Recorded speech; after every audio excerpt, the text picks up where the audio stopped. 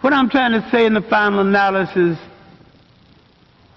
once we take control of ourselves, we have to stop being imitators and be innovators.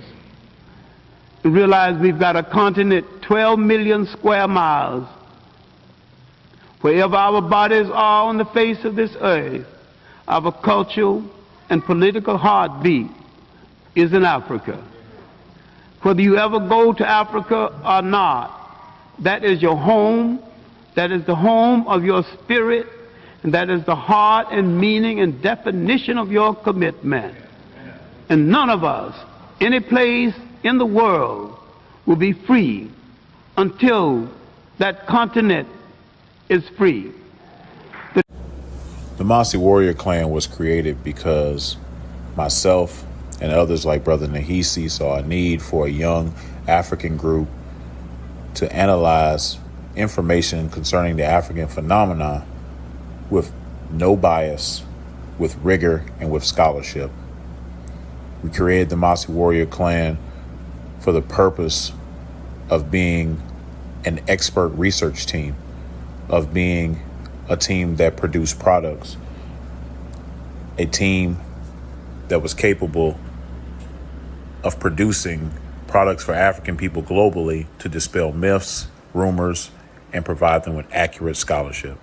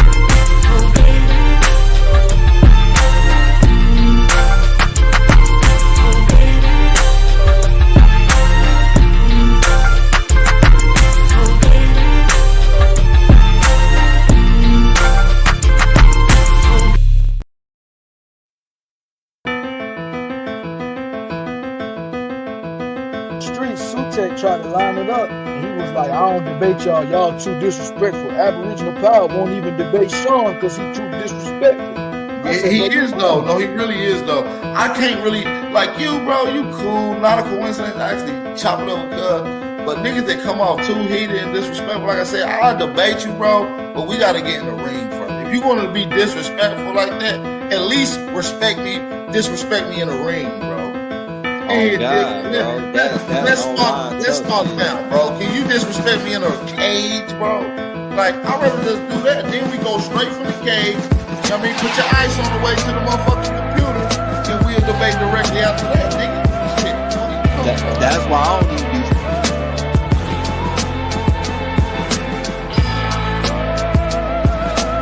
fucking with the nigga and shit. You feel me? Like, it's like, wait, bro, talk about how we gotta get face to face with you to talk to you like that, my nigga. Yeah, Peanut, you feel me? Go ahead, I got my brother already. Peanut, what's the word, brother? What's the champ? Yeah, I appreciate you, man, but Lucky, let me say this, man. First of all, I'm an older brother. I'm young in spirit because I stay in shape. But I'm older. I deserve respect. Don't lie on me.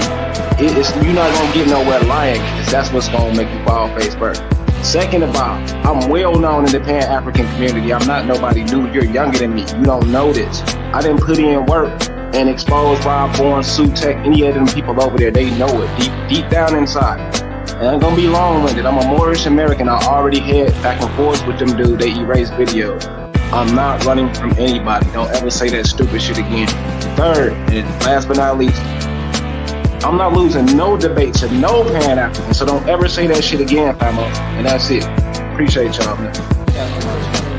You heard that?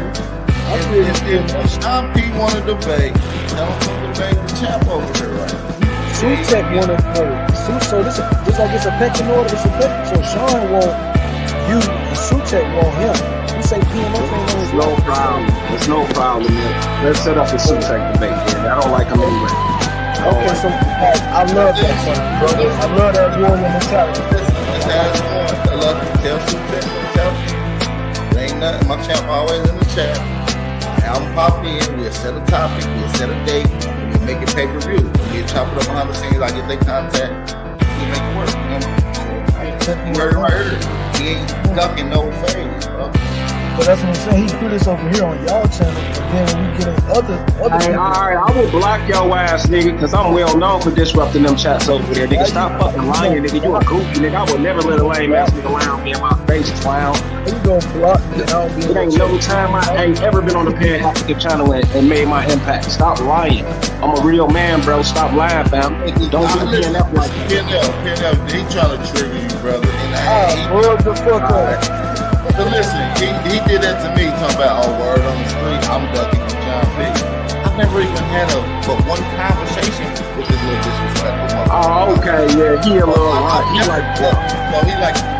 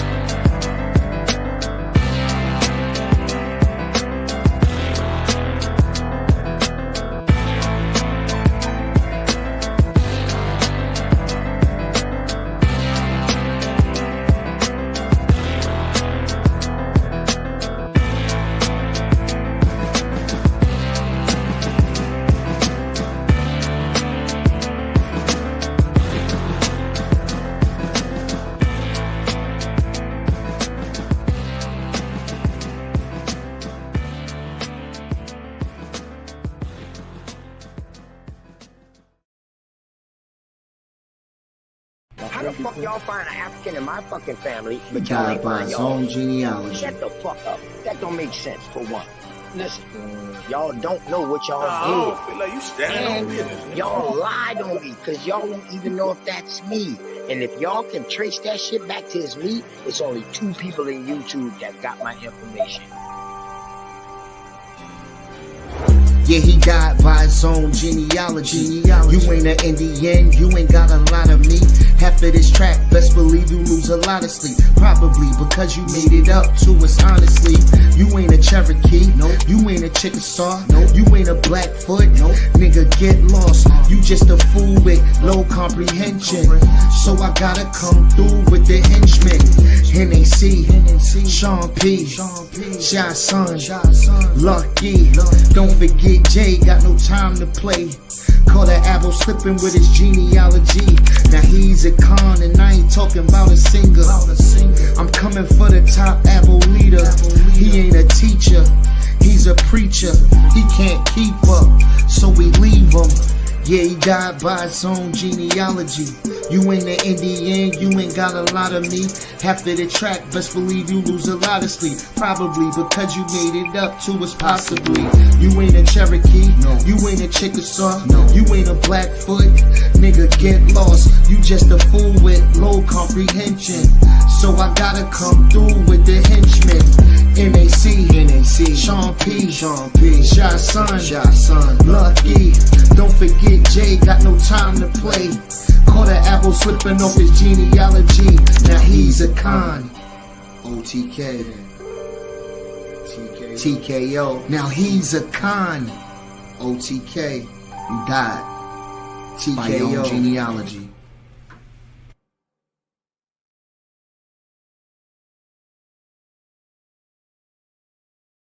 Peace and blessings. It's your boy Sean P in the place to be, man. Like this show. Share the show. Tell a friend. Tell a friend we live. I'm gonna get directly into the bill. I put in the chat a few things that I wanted to make clear. Chat replay is on for those of you who will catch the replay. I appreciate everybody that's been tapping in and either commenting or mentioning certain things. I'm here today because my name is in another title. And what I want to do is I want to show you the difference between me and them. Yeah, I want to show you the difference between me and them. And what I mean by that is just to be straight up, is that they're in a position now that they're crying. They're crying. This is the second show, right, or really third show, where they say something about me attacking their misinformation. They ain't even saying if their information is right and exact. They're saying these exact words.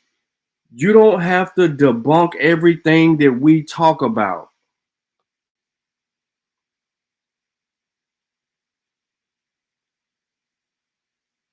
See my face? You don't have to debunk everything that we present.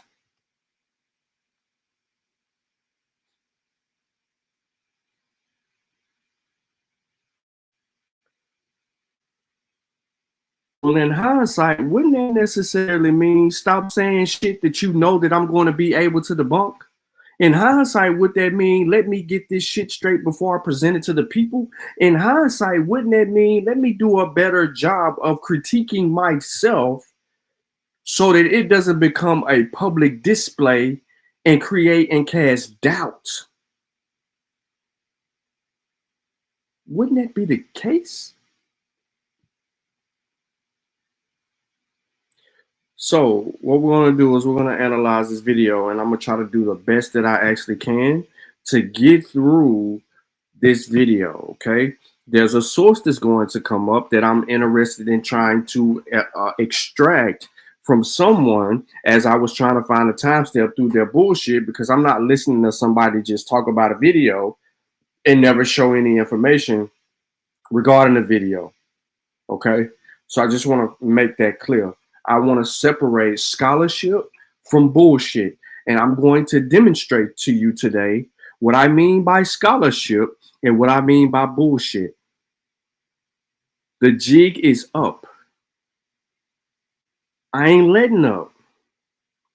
If you share anything and you're incorrect about that in which you share, and your sources that you use is incorrect about that which you share, I am going to demonstrate why it is incorrect. I don't go looking at your channel. I don't go searching for you. I don't give a two in all caps. I don't care nothing about you. People be like, hey, I was watching X, Y, and Z. This is what he said on such and such. But now you're doing yourself a disservice because now you putting my name in titles. I really ain't even was paying attention. You could have did a whole show with no name.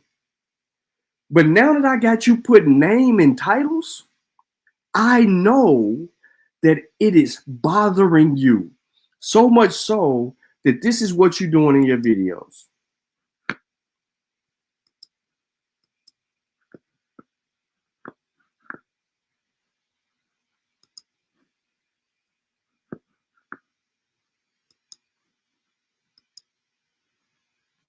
Shaking the Foolery of Brother Unc and Sean P. Part 2. So let's get to it. Mind you, this is another motivating factor. Whoever Louis Luck is, this is another motivating factor. Fuck Africa, right? Fuck Africa, right? He every bit of African, but fuck Africa, right? So let's get to it. I'm gonna do my best to try to let them get this out. I promise y'all I am, because I'm just gonna deal with a few things. Boom, bam, boom, bam, boom, bam. And then I'm going to show you what all of this is about. So I need a little bit of patience. Like I said, if you see something, you want to critique something, I have no idea. I don't have an idea. I don't care what you do. Put it in the chat. I am going to be trying to catch it. People look in the chat. And I am going to be trying to deal with it. Straight up. It'll sound clear, but then I guess as you go into, I don't know if you're moving around or you speaking from a speaker or whatever your method of your audio. No. I got a $1,000 microphone right now, so that's why it's kind of weird. You know what I mean? Yeah. So hold up. Let me see. What about now? Nah, you good now. That was good? Yeah. Okay. All right. Hey, look, you know what I'm gonna do? This is what I want you to do here. So you can go back and so look, what I'm gonna do is say I'm gonna put this video in the back chat.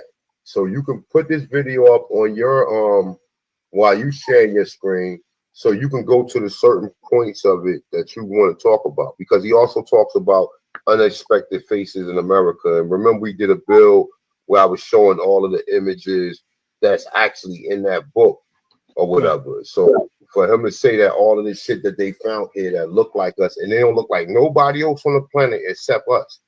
So at some point in time, you know, the same way you use observation to say everything is Africa, and you use all of these different, you know, different theories to show you that Africans went to all these other places. And even on the pyramids, even when you look at the Egyptian pyramids, you use that observation. And no, we don't. We don't use observation to say, we don't use observation to say where the Egyptians went. We don't use observations for all the other things that you claim that people are saying that we use observation for. No, we do not. We use archaeological records.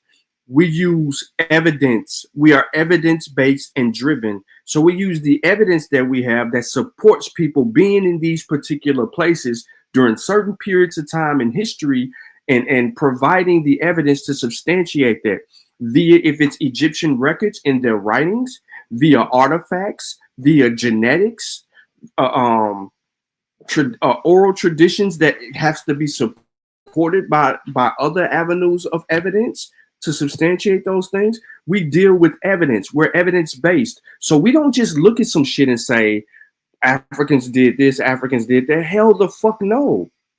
We've never done that. So for you to sit here and say what you just said shows your ignorance. Now, hold on. It's called Stone Monuments of Mexico by Matthew Sterling. One moment, y'all. Stone Monuments of Mexico by Matthew Sterling. This dude, he just keeps effing up. He makes himself unreliable because his main emphasis is to draw his own conclusion and based on what he sees.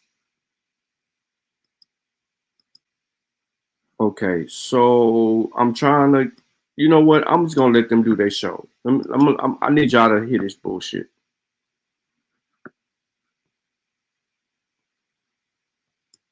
And I told y'all I'm gonna do my best to try to let y'all get through this shit. And I'm in it, so let me. You never have no critique because a lot of them Egyptians don't even look like us.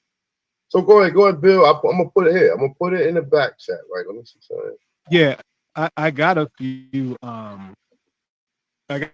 artifacts that I was going to show because again they are. That's the video right here. That's the video. So put the video up. Okay.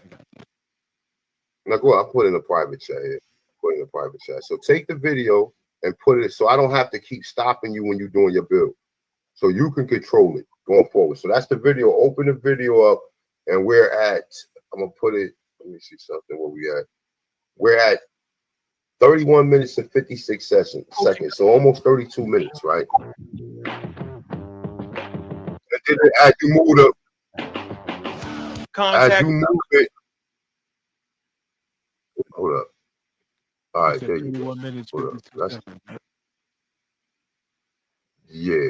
So as you move it, as you go further, you're going to see when he pull up unexpected faces. So I just want to go from here because we already talked on Lucy, unless you got something you want to add to that or whatever, and see if you can just like once you talk on this, if you want to talk on Lucia, just go through the what's the name. And I got some videos up there for Lucia too, like I showed the other day.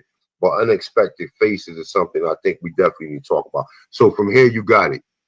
I gotta make a phone call real quick. So go ahead, take over the reins. You got it. No doubt. Well, as far as Lucia goes, what we got to do is show this right here. You know, this was basically the display in the Brazil National Museum before it got burnt down, before they Native American washed it. This is what they had on display, and it says clear as day, Negroides. Now, unfortunately, it does have a description that kind of gives the out of Africa kind of, detailing of how. Immediately, look what he does. Never mind what the description says.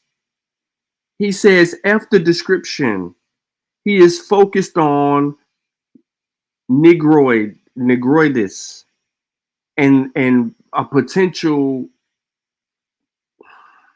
misrepresentation here, because in the description, if you could see this on your computer screen, it is telling you Paleo Indians as a population, Paleo Indians from Lago Santa. In this description, it is saying nothing about being Negroid or African. How she allegedly got to America, but that's obviously up for question, because there's really no way that they can conclusively come to that assumption. Now it's assumption, and there's no way that scientists can come to a conclusion on how the first people got to the Americas. So the genetic evidence doesn't support how they got here. So the archaeological records doesn't support how they got here. How the anthropology, the anthropological work doesn't show how they got here. how the language moved through linguistics doesn't show how they got here. You mean to tell me that every body of science that was used in studying and understanding people and how they move throughout the earth and how the planet was populated and how people entered this fucking the Western Hemisphere, known to us as the Western Hemisphere, the people that left behind their DNA, their spears and all of those things, none of that stuff counts as evidence. So the only thing that counts as evidence to you is how someone looks. An interpretation of how someone looks. This is crazy. It's just based on the out of Africa theory, which we know is a hypothesis. So, and it's not based on out of Africa. It's the damn evidence. And once again, we have a brother on the panel. I never heard of this dude. Don't give a damn who he is. But he clearly doesn't stand out of Africa. And then he shoots the out of Africa theory down by just trying to dismiss it due to skepticism.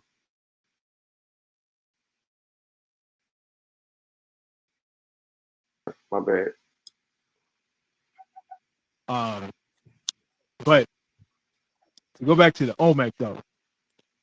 So we have El Negro, right? So that's a dagger in itself, because they're trying to dismiss that Olmecs were of Negro phenotype, but then there in Mexico they have a whole Olmec head called El Negro. That's a dagger within itself. So El Negro was all right. So we're back to El Negro. Y'all see how that shit go? We're back to El Negro. After we did a whole show, bringing up the evidence and putting it on the screen, this brother brings us back to El Negro to make an argument.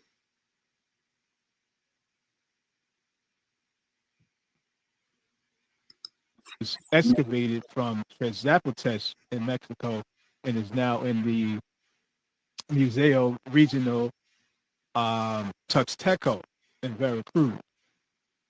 Right. This is what I mean by evidence, right? You made a claim, you called it El Negro, then you tell us where this image is located, but you don't give us any other information, no information from the curators at the museum, no information from archaeologists and other from different archaeologists who bear witness to this.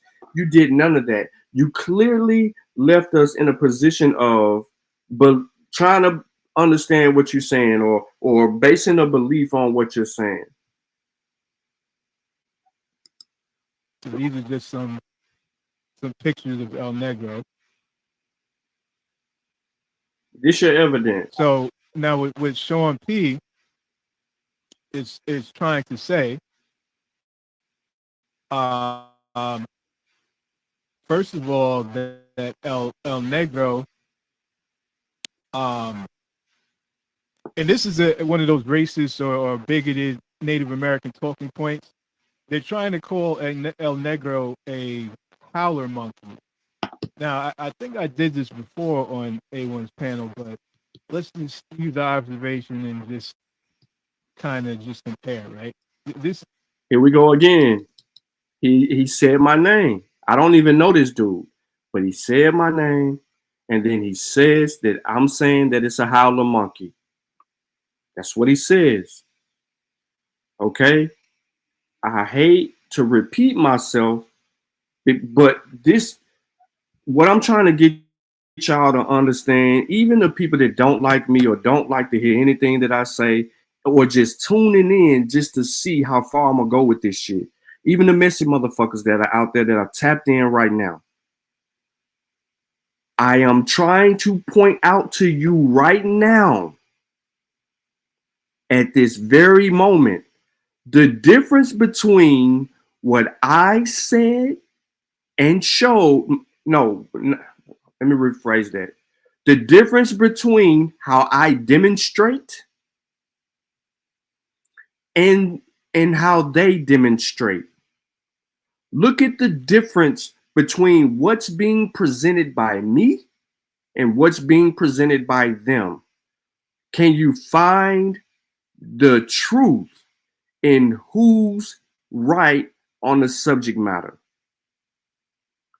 Based on presentation.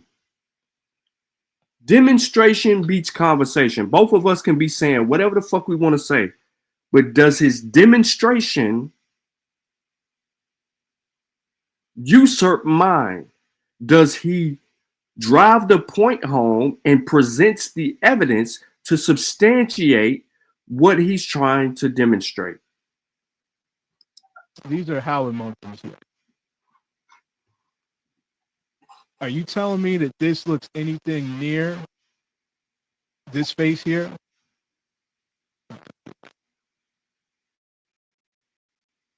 I mean, it's pretty, like, just look at the nose. It has no nose. It just has nostrils that are flat on his face. It has no lips whatsoever. Howard monkey has no lips. Look at the huge, voluptuous lips on his Olmec head. Not to mention, it has a damn flat top. You know what I'm saying? With a hairline. With human ears. You know what I'm saying? So we know that's some BS, right? And then not to mention, then we can get to the source material, right? So there's a write-up that was from the Smithsonian, right? Smithsonian Institution, Bureau of American Ethnology, Stone Monuments of Southern Mexico by Matthew W. Sterling, who was one of the people who was at the excavation site. So let's see what it says here. In 1933, the writer began his work with a preliminary survey of the western margin. In the winter of 1938-39, excavations were conducted at Tres Zapatas during a period of 4 months. The writer was assisted in the field by Dr. C.W. Wien. The expedition was also accompanied by E.G. Cassidy, artist and staff of the Bureau of American Ethnology, and by Richard Stewart, staff photographer of the National Geographic Society. And it says Marion Sterling and Marion Wayans also accompanied the expedition and participated in the work. All right. So that's just a little background about that. But then let's see, I got screenshots from the same write-up where it talks specifically about Monument F, which is just another name for El Negro. So it says this is one of two large grotesque figures in the form of a... They name it Monument F. Why are you superimposing El Negro on it? The source is not even using El Negro. Your source is not using El Negro. So how the fuck do you come to the conclusion to name something El Negro? How?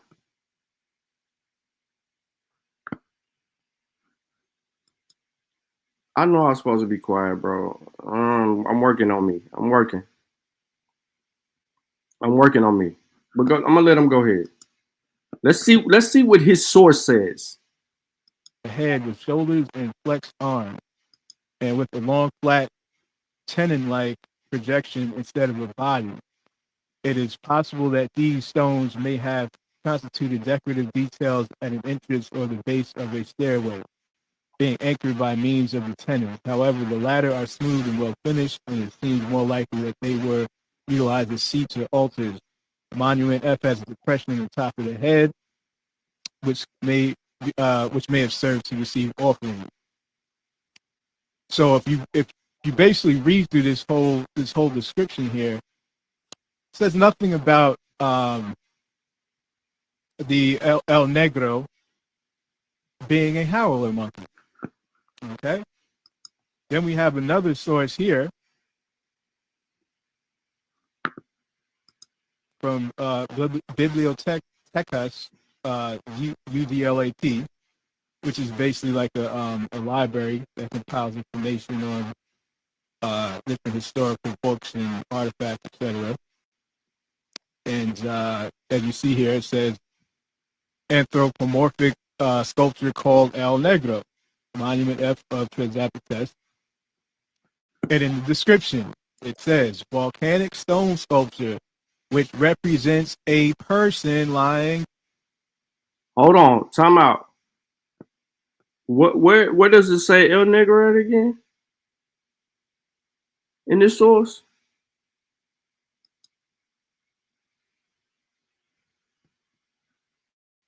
It's from what?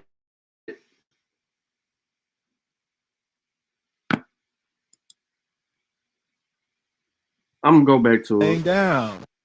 All right. A person lying down. All right. So there you go right there. So those claims are dismissed. And in reality, how are we going to know if it was a howler monkey or not? You know what I'm saying? That's just something, again, they're making up to dismiss the fact that these are indeed depictions of Negro people. You know what I'm saying? Even to the point of basically they're making fun of you, calling you a monkey. You know what I'm saying? So, and then also I have here, now this is from a video. This is actually one of my favorite videos when it comes to Aboriginal history. It's a dope video by Afro Legend, one of the GOAT. You know what I'm saying? And I ain't playing this video, but look at the person in the video. Look at the person in the video. He don't look like Aboriginal Power. He don't look like A1. He don't even look like the brother talking. This brother clearly sit here and Googled this shit, and then I told y'all I'm letting y'all decide. Look at this anthropomorphic sculpture called El Negro Monument F of Tres Cepitas. Who is calling it that? Who is calling it that? What is the source for calling it that? He shows this shit down here and says author Caravubius Cavar Rose. So now I gotta go find this shit and see who this person is that he's screenshotting, trying to say some shit. Because he's making a claim and I gotta go back behind him and correct him. Now, I don't know who video this is. And I don't care about the video. Oh, it's an Aboriginal. AB Immortal Legend. So he's using someone else's information, which some Mayan guy's talking. And then it cuts into this. Clayhead from La Venta, Tabasco showing Kinky Hair Museum, Villa Hermosa, Tabasco Pre-Classic. Easy work. How, since we just looking at shit, when did black people eyes get so far east and west away from their noses? Since we're looking at observations, and I can deal with everything that he's saying in this video. But my point to y'all is, when did he show evidence? The one time that he shows a source, right? He shows this.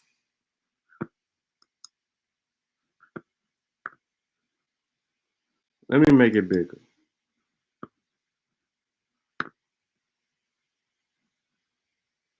Shit. He shows this source.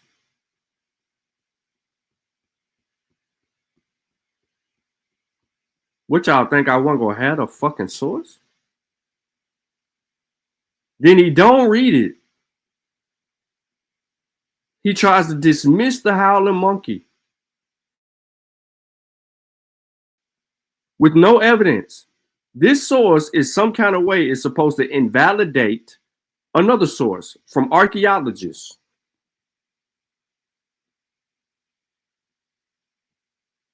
And I'm finna show y'all something. If you go back in here and you start reading stuff, it's gonna talk about animals and all of that stuff and how they be using them. But let me get on down here to Monument F. Here's Monument F. Says right here, it says, this is one of two large grotesque figures in the form of a head with shoulders and flexed arms, and with a long, flat, tenon-like projection instead of a body. It is possible that these stones may have constituted decorative details at an entrance or the base of a stairway, being anchored by the means of the tenons. However, the latter are smooth and well finished, and it seems more likely that they were utilized as seats or altars. Monument F has a depression on the top of its head, which may have served to receive offering. This striking and powerful model stone formerly lay in the flat area of west of Mound M, Group 2, about 50 yards from the mound. In 1937, the natives of Chesapeake decided to move the stone to the village. By means of a large number of oxen, they dragged it across the Arrow, but were unable to ascend the steep south bank. It was abandoned in the bed of the Arrow, where it now repossesses, covered by water in the wet season. This figure was seen by Weierstahl before its removal, and was illustrated by him. He refers to it as Monument 2. The stone is 8 feet 3 inches long and 3 feet and 1 inch wide at the shoulders. Then he goes into Monument G. But is that all that he says about Monument F? Because he does not dismiss it as a representation of an howling monkey. So what I am basically showing you right now is that if other evidence says howling monkey, how can you make the determination to come to a conclusion and refuse the evidence that is put before you? Mind you, you're reading an article from a said period, and I don't care about, particularly in this event, the date of this particular source, because I don't even want to get into all of that proper methodology shit with you non-methodological motherfuckers. What I want to sit here and do is share with how people demonstrate their information and how you and I are not the same. Not you and the person that allowed you to speak. So you can't dismiss information based on what a source does not even deal with. In the shit that you shared on the screen, the brother that wrote this and said what he said about Monument F never said nothing else. He didn't call it El Negro. That's what he didn't do. You said he didn't call it Howling Monkey. Motherfucker, he didn't call it El Negro. So what does that mean? So now you got to go deeper than that. You got to go find supportive evidence of it not being a howling monkey. This can't be your supportive evidence. Then you Google some shit, pulled it up on the screen, and just because it said this, that, and the third, we all seen where that shit comes from. You didn't provide us the evidence of the people calling it anything. You showed us a screenshot of an imagery that you shared, the same damn steps that all y'all stupid people take. All y'all stupid people take the same steps.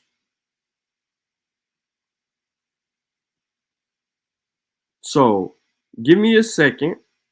I am only looking for other information in this regarding if he even addresses Monument F again. That's why y'all see me just slowly going through, because I know exactly what I'm looking for, and I just need to see for myself if there's anything else that he refers to in this, and it's and you seeing it live. You seeing it live.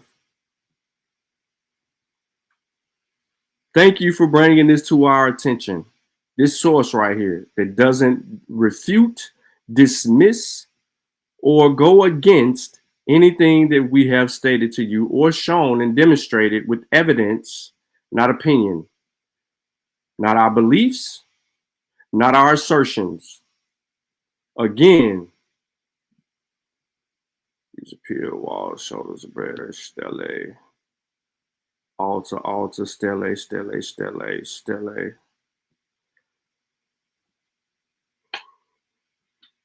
Man, he doing a lot of explaining about these altars and these steles. He is going in on those. He spent more time on these than he did anything. And a couple of the monuments 1 through 4, he didn't get into too much other than that. I guess these is gonna be images now. Yep. I bet y'all don't want to hear what he got to say about the Olmec heads. Here, look, here go images. Bet y'all don't want to talk about what he said about the Olmec heads. You ain't even get into that. You brought this dude up about this Monument F, and you try to superimpose El Negro on Monument F, and he don't call it that. That's what we mean. This dude does not agree with shit that you trying to insinuate. El Negro ain't even in this.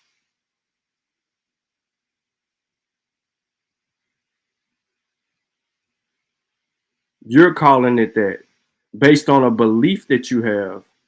Now, for the listening audience, I'm not gonna spend all day on this shit with this Monument F shit. I'm not gonna do it. I promise you. So what I am gonna do, right, is for this video. What up, Willie? For this video, just because I mentioned it before does not mean that I'm going to not mention it today, because demonstration beats conversation. So I'm going to come back to where we were yesterday. And I don't understand why I got to do this, but I'm going to come right here. Monkey monuments.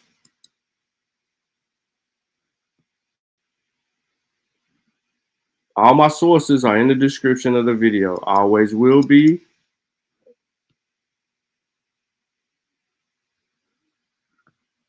A sculpture was found on the axis of the North Ceremonial Court, just south of the crossings of the diagonals between the four corners.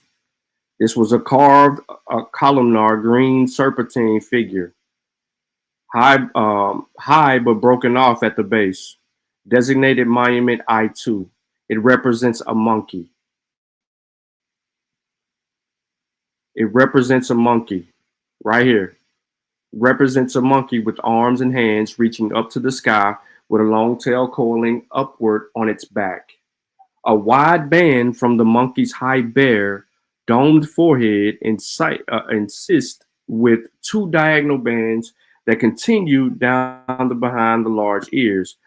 The monkey was pronounced with cheeks, flat nose, and lobed raised frame and lips, a line of upper teeth, and protruding tongue with sunken eye sockets, the round eyes cross bands above these, a low relief Merlin, and feathered or split form the arcs, and yada, yada, yada, yada, yada. Y'all like, get the Monument F.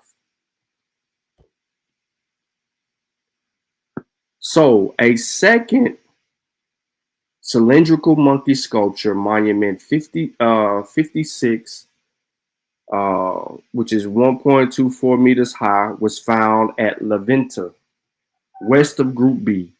This animal's head is thrown back, supported by its hands to look upward at the sky, like the one in Group A. This monkey has a frame around the face and a long, flat-rimmed ears. Monkeys on shafts were not limited to La Venta. At Tres Zepes, Monument F and G were such sculptures, although 2 to 3 times bigger and heavier. Monument F represents, here we go again, Monument F represents a monkey like the second La Venta one, with head looking upward and arms against the body and folded upward with the hands at the jawline. The face of Chrysippus monument F is simian, with the framing hairline, brows furrowed, and lips, nose, cheeks, and eye sockets rounded and protruding. The similar monument G, also with the head thrown back to look upward, is seriously damaged. In the last source that the brother tried to bring forth, they showed an image of it looking up. It just was damaged in the face, so you couldn't see the face. So now it says Christopher Poole notes that 7 such monuments termed tenon bust were found at Chrysippus and 4 elsewhere. It is reasonable to assume that these monuments were set in the ground upright and that the monkeys or the other individuals with heads thrown back were looking at the sky. The term tenon was used by Sterling. In 1943, since it was thought that the huge monuments were tenoned horizontally into major constructions at Chrysippus, but the monuments were not found in formal plaza groups with the monumental stone construction that would have been necessary to support such large, heavy stone horizontally. There can be a little doubt that there were set vertically. It is significant that a basalt column fenced precinct at the center of Chrysippus enclosed a vertical columnar serpentine monument carved with the mat design later known to designate the royal seat or a throne beneath this monument, where there were offerings that included spiders, howler monkey bones, birds, and jadet silt. Howler monkey. Then it goes into the howler monkey. I don't need to beat a dead horse, but why would they excuse me, mention a howler monkey? So the god seed, monkey persona and sign, were originally inspired by the howler monkeys that inhabited the Mesoamerican rainforest, roaring their hoarse calls for their treetops at dawn and dusk. Skipping ahead because it's talking about howler monkeys, but we need to get right here. The Olmec were well attuned to the mating behavior of the howler monkey. So it is shown at Levinta Monument I2, where the monkeys projecting tongue and signal or cordis and is an important feature. Remember, we talked about how they move their tongue when they get ready to mate and all that. Most like human beings in appearance and behavior, the howler monkeys signified the essence of male dynastic continuity personified an immoral past and played a role in the Popol creation myths. So, for the people in the area regarding this statue of Monument F, there is a whole creation myth in support of the howler monkey and its representation. Howler monkeys, as represented in Chrysippus Monument F and Levinta Monument I2 in its pivotal location in Group A, symbolize the world tree and North Celestial Pole while personifying the immortal royal lineage.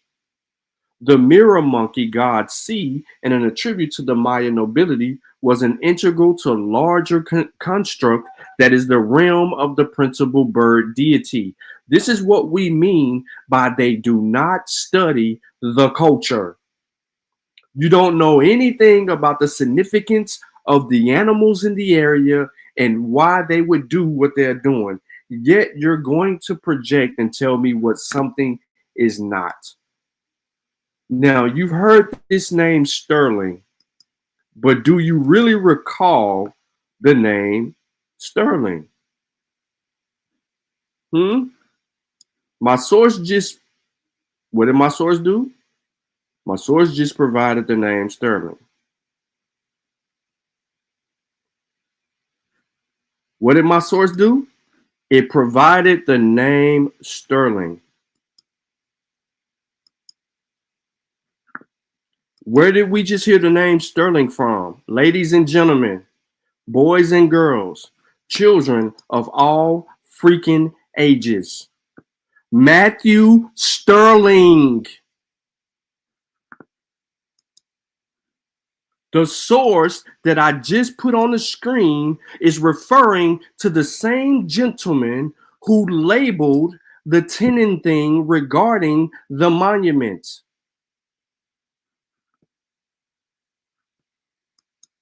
This is what I mean by poor research methodology, speculation, and the fact that they don't know what they're talking about as it pertains to information and coming to an honest conclusion based on data. And you call yourself checking who?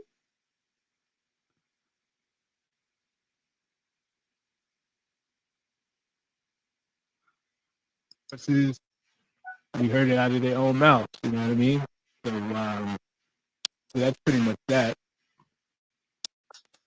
Now they also are claiming that we only have Olmec heads to show artifacts of Negro features. So I figured maybe we could do a little tour around. No one made a claim about anyone having Olmec heads to have Negro features. We never said, what the hell is a Negro feature? No one is claiming any of this shit that y'all are talking about, bro. At all. At all. You just sitting up here and you saying this, that, and the third. But my bad. Let me let you go on and get it on out, because I'm about to do I'm about to demonstrate the difference between you and I. The entire Americas and kind of show some artifacts of Negro phenotype people from all over. Because I'm sure they haven't done any real research to even know about any of this stuff. So let's see. So this is a stone head from from Teotihuacan in the British Museum. Let's take a look at this. Just look. What the fuck does that have to do with the Olmec? And what the fuck does that have to do with your claim of Monument F being named El Negro? We told you that it ain't El Negro. We told you it's just called Monument F. Your source, which would be a good source that you used about stone monuments of southern Mexico, Sterling, which is the same gentleman in the source that I just used referred to, because he was responsible for labeling the motherfucker's tenon. And you finna sit here and say, outside your source, you don't believe me? Your damn source say it. He says Monument F, and then he tells you the page. He tells you the page, and that would be the only time that he talks about Monument F, and that is on page 22. So while you were out cherry picking and doing all of that, right? I really want to read to the people what he is saying earlier on in the book, which would give you your just due on how he's feeling about these monuments and what they're representing. He never calls them, he never says El Negro, he never says Negro, he don't say none of that shit. Because y'all continue to use sources that disagree with your belief.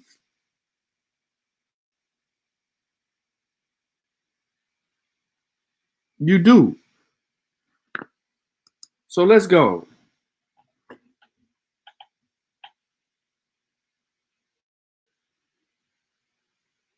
The locals don't even call it El Negro. They don't even know where the name El Negro came from.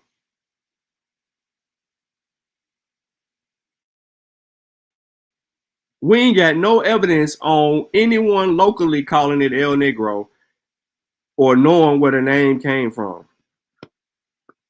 It's a howler monkey, period, point blank. We've been through this shit before. 2016. One more time for the fucking people in the back.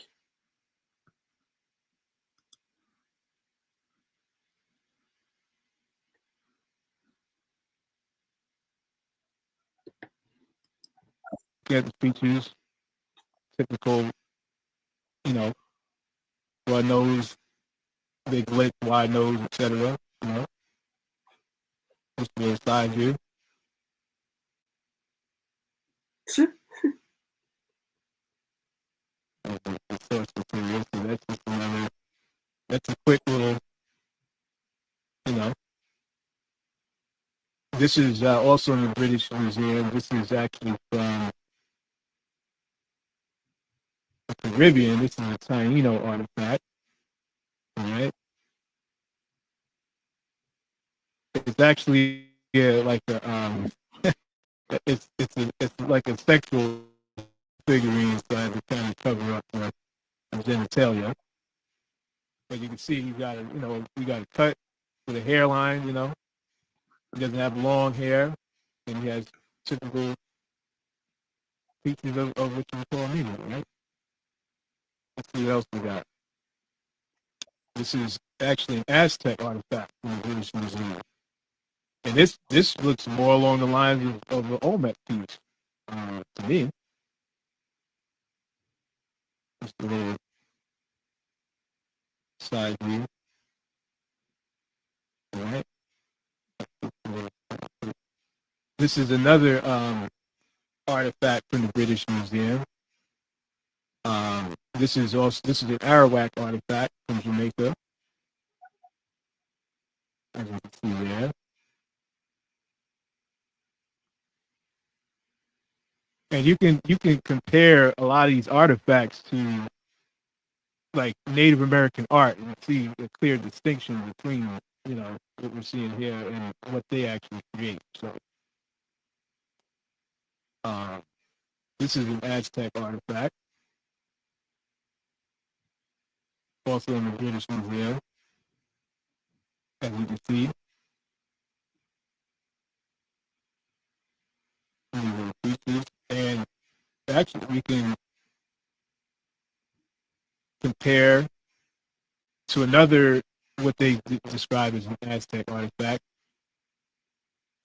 and it's fairly similar in posture, as you can see here, but you clearly see the difference between the facial structure. So I don't know if you would consider this a fake. I don't know what you would consider it, but you can clearly see that there's a distinction between the phenotype, where one is more mestizo in appearance, one is more what we call of a Negro phenotype in appearance.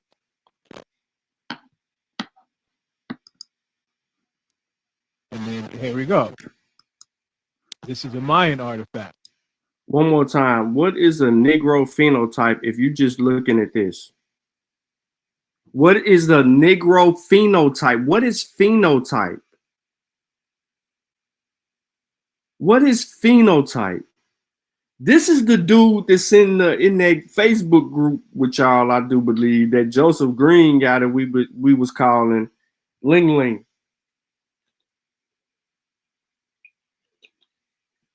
This Ling Ling Jr. Does anyone in the chat know what phenotype is? And can you tell me, have you seen a Negro phenotype on any of these sculptures? That's all he gonna do. He's just gonna keep showing shit. That's it. He's gonna show image after image after image. And guess what I can do? I can track down each image, and then give you the description of what those images are. But he continues to just keep on making up stuff. What y'all think this is? So this is what I mean. Like, you want me to go do all the work, and all you doing is showing images. But hold on.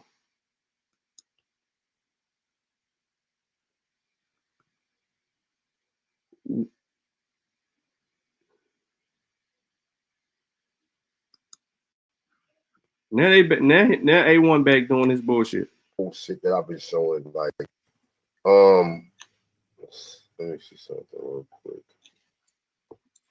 All right, so bear with me and let me know if you can hear me, because this shit is be going in and out.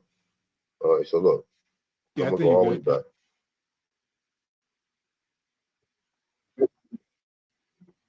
All right.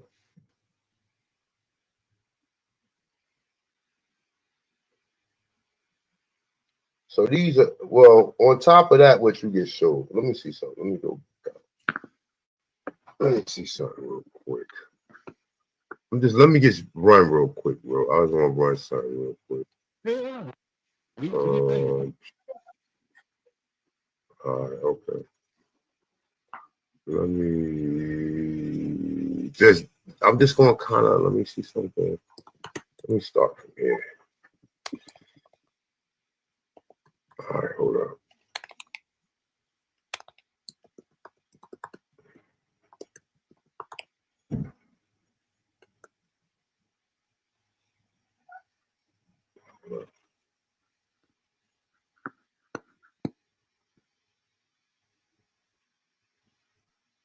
I think it's this. Let me see.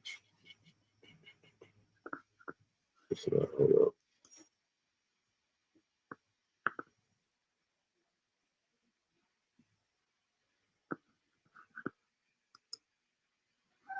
All right, so before I let this idiot talk, read this shit that he can't read, you kept hearing this dude mention phenotype, phenotype, phenotype, phenotype, phenotype. In artifacts, there's not one artifact that was shown that deals with what the phenotype is. So what is phenotype? It refers to an individual observable traits, such as the height, the eye color. Did we see eye color in those statues? No. Blood type. Did we see the blood type in those statues? No. Person's phenotype is determined by both their genomic makeup, which is genotype, and environmental factors. Did we see their genomic makeup? Did we see that? No, we did not see that. So how could you come to the conclusion that the shit that you're showing is dealing with phenotype? They're not. They're not. Phenotype is not the word that you should be using there. And then here we got this dude going, brings us to 1905. 1905. Look at this. It says in 1905 they number more than, but we don't even get the full context of what is going down in this particular shit. We don't. But he gonna squeeze this in on this show. I don't even know what the rest of this shit is about. And it looks like it's about images. I ain't even getting to all of this. I'm staying right in the pretenses of what we've been saying on the show. Then he comes up and here go Melgar. Then there's Leo Wiener. This is the problem with all of them. They're using Melgar and Leo Wiener. Ladies and gentlemen, the damn source that the first person brought up even discusses Melgar.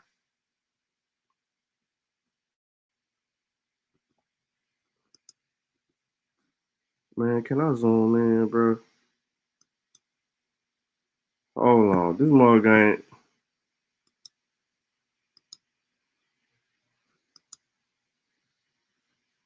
This motherfucker ain't zooming like I wanted to zoom. All I want to do is a little zoom, and a boom. It ain't gonna zoom in right. So I guess that's a little better, right? So let me get back to where I was just at.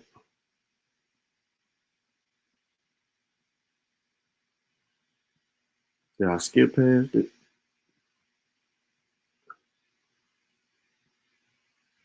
Here we go. So it's right here. He's talking about it in the beginning of the book, in the intro. This is Sterling. It says, despite the scant attention that it has received until recently, the site has been known to archaeologists for nearly 3/4 of a century. As early as 1869, J.M. Melgar published an account of several excursions to a place neighboring San Andreas, Tuxtlar, in which he referred to certain excavations of the Cabaza Colossal. 2 years later, he released a study dealing with the antiquity and origin of the giant head, in which he emphasized its Ethiopian features which have since been identified with the style of an art called Olmec. Thereafter, the Cabaza Colossal, the Heyapan, so named from the old hacienda, though actually much closer to the village of Chesipis than to the modern village of Heyapan, had won a permanent place in the register of Mexican archaeological monuments. In 1892, an exposition of Historica America has held in Madrid, yada, yada, yada, yada, yada. That's all he said. So he brings up Melgar's account. I went over this the last few shows regarding the goddamn Melgar account. So what I am about to do is three things. There's three things that I'm going to do. I've already got into the whole Monument F situation and the Howling Monkey. So the other thing that I'm getting ready to do is share with y'all a proper demonstration. And I want to come to a source that I provided. This is Dill's work, The-Olmecs, and I kind of read this to y'all already, but I'm gonna go a little bit further than that just for the meantime. Okay, this is a little bit before what I've read to y'all before. Let me make it one page. This is chapter 5 of his book. Everything, like I said, is all in my description. I don't hide a source. I allow everyone to learn. I provide evidence-based material that has been cross-referenced and shared. That's too close. Hold on. Y'all can see that? All right. Let me bag it back a little bit. How about that? Zoom back in or right there's cool.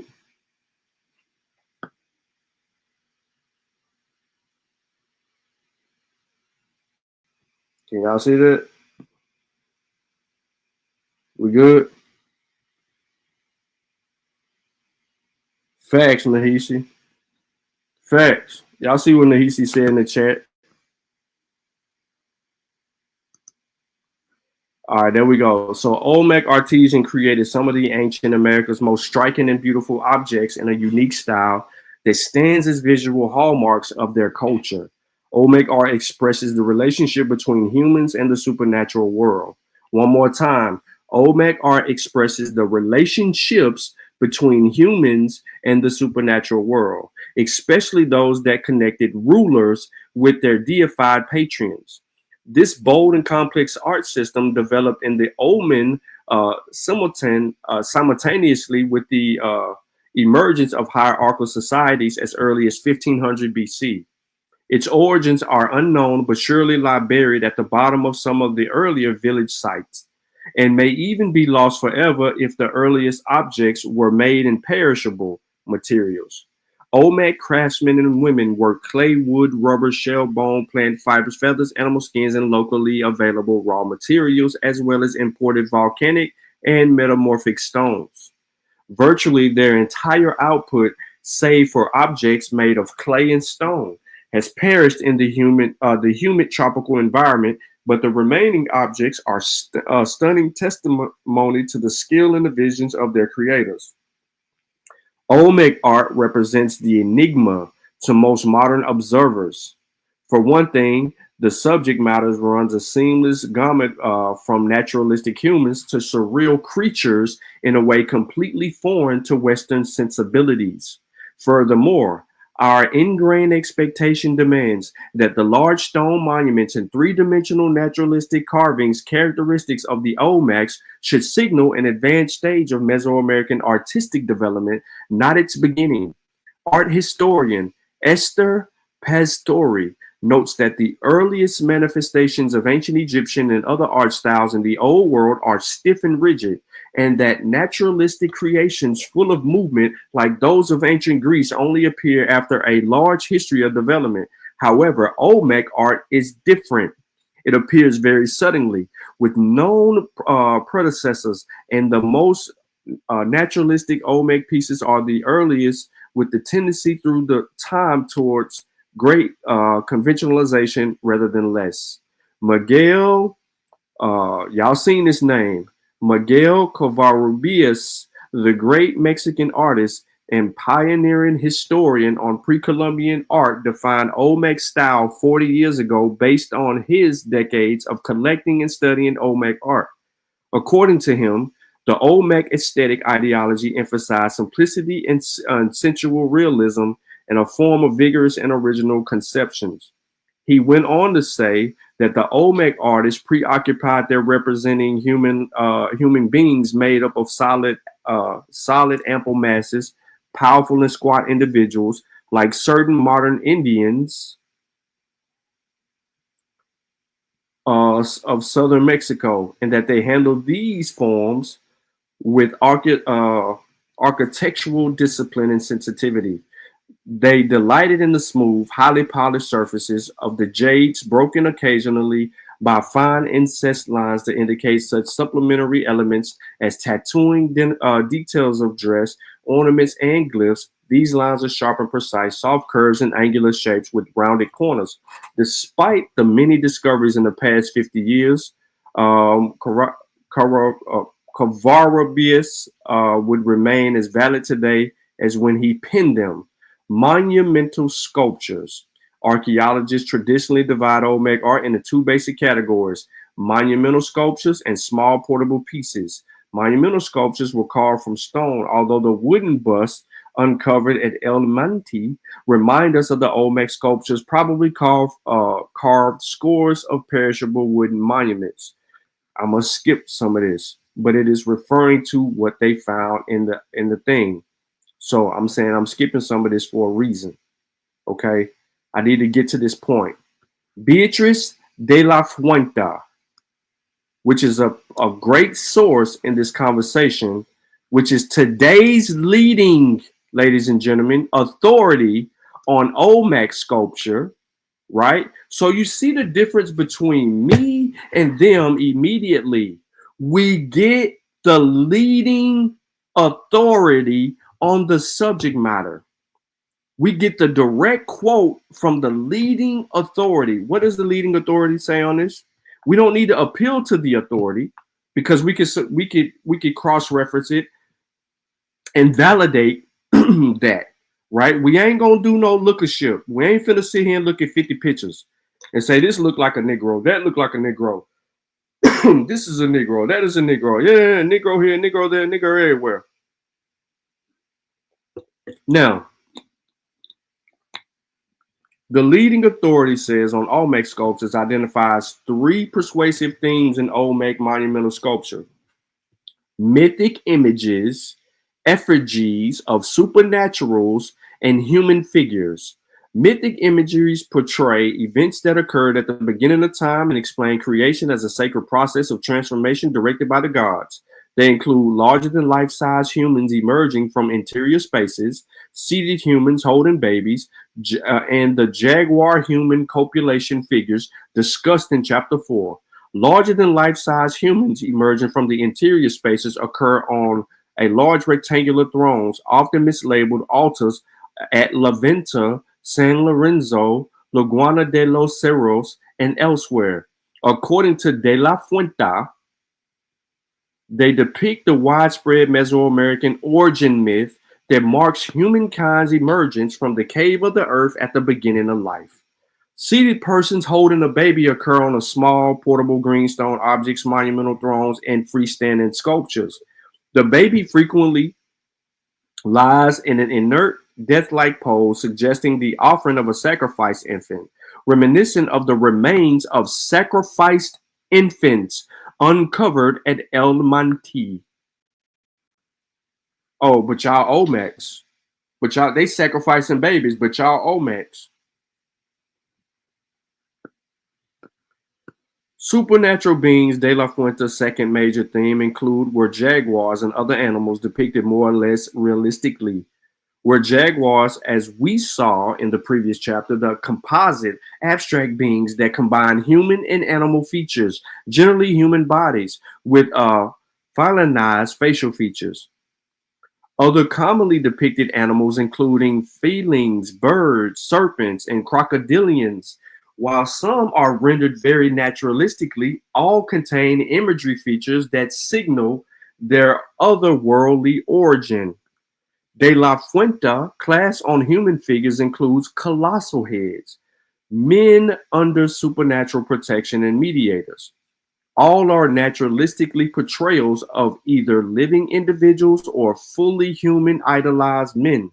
Colossal heads apparently are ruler portraits, while men under supernatural protection have a supernatural being placed above them. Thus, for example, the central figure at Leventa's altar 4 sits under a stylized feline mask, and the man depicted as San Martin Panjapan Monument 1 wears a massive jaguar headdress. Mediators are full-bodied, freestanding sculptures that, like colossal heads, seem to portray rulers. However, they are generally project of special dynamism, lacking the heads in a sense of control, strength, constraint, serenity, expressed in the body posture and facial expressions. In her writings, De la Fuente, De la Fuente has advanced the controversial proposal that Olmec artisans was guided by the golden section, a mathematically based set of proportions created by dividing the length so that the smaller part is so to the greater part as to the greater part is to the whole. Certain other ancient cultures applied this basic set of proportions to sculpture and architecture, and it also occurs in nature. De la Fuente argues that Olmec sculptures employed the golden section in the colossal heads, other sculptures, and small portable objects. She also pointed out that the colossal heads at Tres Zeppes and La Cobota, generally accepted as the latest heads in the Olmec sequence, fail to achieve this ideal and suggest that it no longer exists in closing centuries of Olmec culture. I read this before, but I have it on the screen.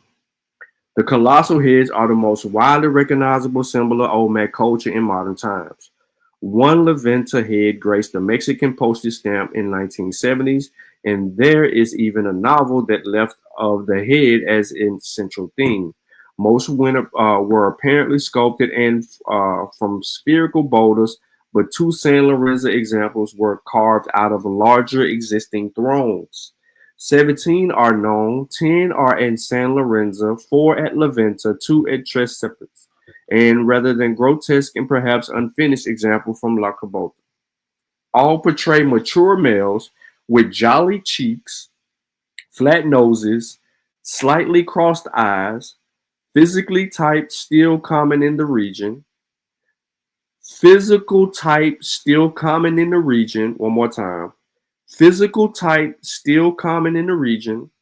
Their expression combines power with the sense that these men have seen and done it all. The backs of their heads are frequently flattened, as though they were designed to stand against the wall. Many have irregular, unfinished bottoms that slant upward from the chin to the back, leading Sarah Ladrian de Govera to suggest that they were intended to be displayed gazing into the heavens, rather than directly at the viewer as they appear in modern museum displays.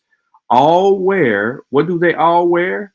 They all wear distinct headdresses reminiscent of the traditional leather American football helmet of my youth. These headdresses were probably made from cloth or animal skin, and some depict the knot of the cloth at the back of the head.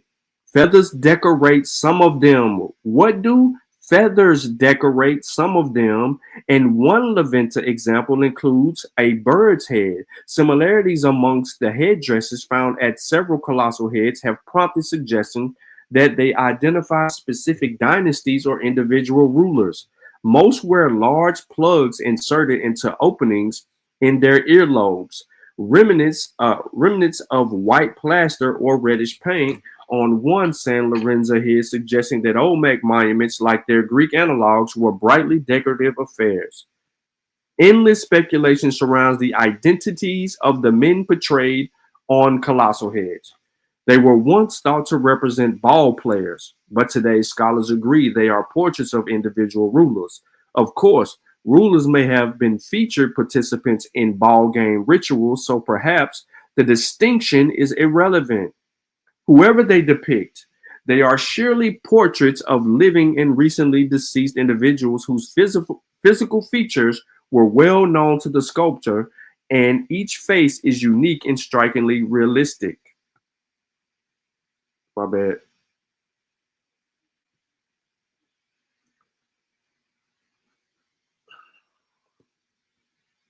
All right. When Jose Melgar y Serrano published his pioneering description of Chrysippus' colossal head one in 1869, he proposed that it depicted an Ethiopian. This fiction recently resurfaced in the writings of Ivan van Sertima and others as part of the Afrocentric writings of world history. Melgar may be excused for his mistakes, but today there can be no doubt that the heads depict the American Indian physical type still commonly seen on the streets of Sodapan, Acayucan, and other towns in the region. It is impossible to assign a precise date to the colossal heads. San Lorenz's heads were carved, used as buried before 900 BCE. But those at La Venta were found partially exposed on the modern ground surface, and Chrysippus examples were moved out of the context before the archaeologists could record them. Thus, we do not know where the tradition of carving colossal heads began or lasted 100 or 1,000 years. We must also not forget that the heads carved from wood may predate the imperishable stone examples. I personally suspect that the practice of carving colossal heads was a short-lived fad that lasted 50 to 100 years, but obviously I have no proof to support the theory. He ain't lying about it. It's just a theory. So now we can get into some other stuff regarding, right? Let me see if I can get into it. I just wanted to hit that one more time with the heads, because it's key. Jeez Louise, book. I mean, we spend a lot of time on trying to get into the specifications of the artwork regarding the Olmec. And when people sit here and they start talking all this riffraff, hold on, let me try to cheat real quick. All this riffraff, we begin to just get lost in the sauce. Hold on one second, y'all. I'm trying to find Miami F. I don't feel like scrolling.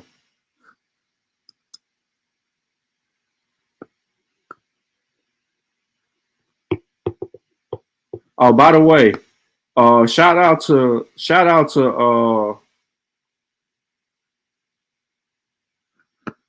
what's his name again? The retarded one, A1, because he keep on debunking himself. And this is what I mean by debunking himself. Let me show y'all. Y'all can see it. Oh, excuse me. Y'all can see it on the screen. Hold up. Let me X out. I should be color highlighting this shit too. But here we go. I just want to bring this out because he think that he was so smart. And Cypher's investigations at Loma del Zapit reveal houses of level spaces. So she shows up in this book as well. And she gives her interpretations on certain things that are insinuated around the culture and how they do shit as well. I only wanted to bring up Ann because A1 really thought that he'd be having some shit. But we know that that's furthest from the truth. The other thing is that the other brother that was on the panel brought up Matthew Sterling. Matthew Sterling is in this book and referred to in this book of Neil, who is also referred to by several people regarding the research in the region as dealing with, the research from primary sources. And it says Sterling suggests that the jaguars are copulating with a woman, but a less lurid and more likely interpretation has the jaguar attacking a human of unknown gender. It may even be a metaphor for human sacrifice carried out by a supernatural feline. See, they're talking about all of that inside of the culture. This is one of the reasons why I brought this book out to people for a reason. But I'm really trying to find Monument F, because even he don't even it's in a different damn book. I just remembered. He Neil doesn't even allow El Negro to be uttered by anybody.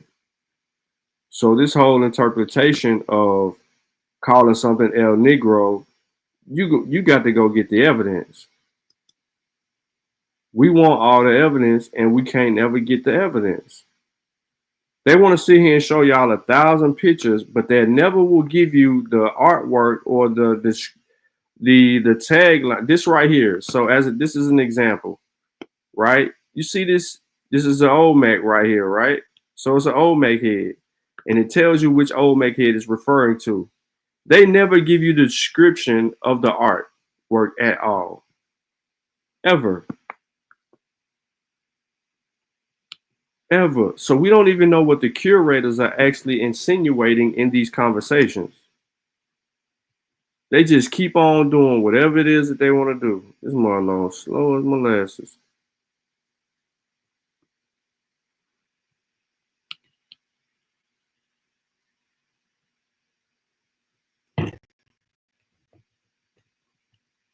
Listen, look what Sterling said though.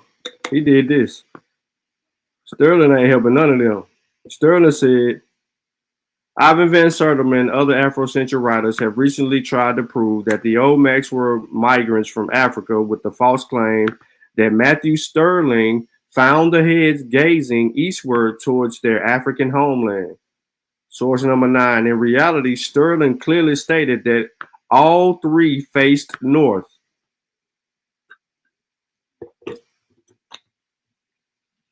That's how I know Sterling name so much. But let me go to the back of the book, because now he got me ready to show y'all something else too. I ain't, you know what? Never mind. That's a whole nother show. That's a whole nother show.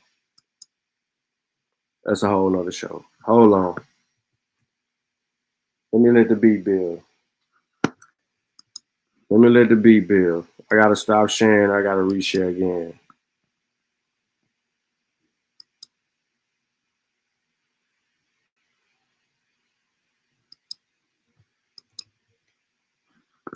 So basically, you've heard from the lead authority. You've heard from people that was doing primary research in the region. Now we're going to double down on another person that was doing research in the region. And this is Poole.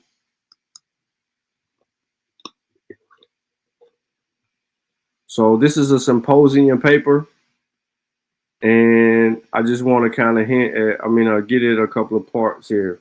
But as usual, this shit's going to load slow.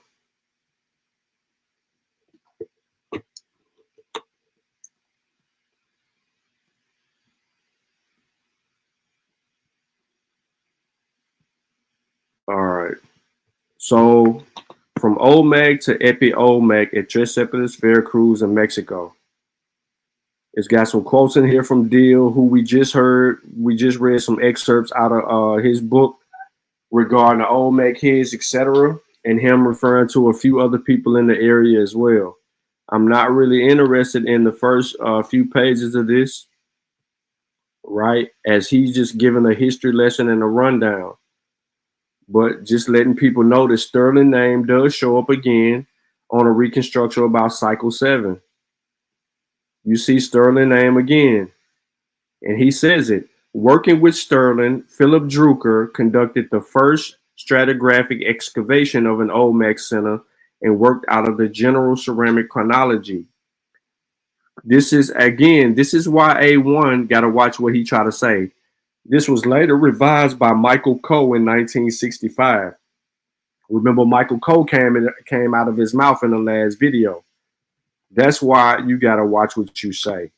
I don't think that I made this available to y'all, but I don't even know if some of y'all can even access this. But I'm going to drop the link in the chat. And if you have an account, then you will have direct access to that. All right. So let me get into Poole has some interesting quotes about the Olmec culture, more specifically them heads. So this is why I even bring him up here, but not to beat a dead horse, because it's just going to be repeating everything that I already read. I just want to show y'all that the work is the work. So there's a laundry list. Basically, here's my point. There's a laundry list of anthropologists that are doing that have and are doing the research to substantiate the things that have been put forth on this channel. I don't know what the hell they looking for over there on a whole other channel, and I don't know why they making their assertions. See, he talking about the monument heads right here. No one's calling something El Negro, and no one is definitely calling someone black. All right, so so here we go. Let's get a piece of this. According to Ortiz, and I don't know if I can zoom in and make this bigger for y'all. I'm gonna try. Let me get back to the page. According to Ortiz, the defining ceramic types of subsequent next style phase included fine paste differential fired waves and fine paste polished black negro peluda de pasta fina, coarse brown jars. I just wanted to do that for y'all. Coarse front jars, brush shoulders increase more than 50% of the assemblage, and fine orange and fine gray types appear toward the end of the phase. He's describing basically what is up here, which would be some paintings and some colors that was actually used, but it was not to depict the phenotype of anyone in particular, as this is not even referring to nothing but pottery. Just so I can be clear.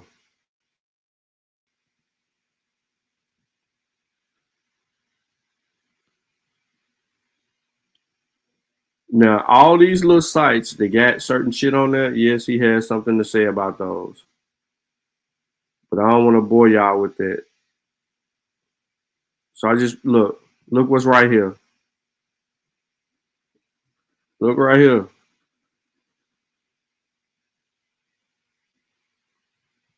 Why he got this up here? It's image 10.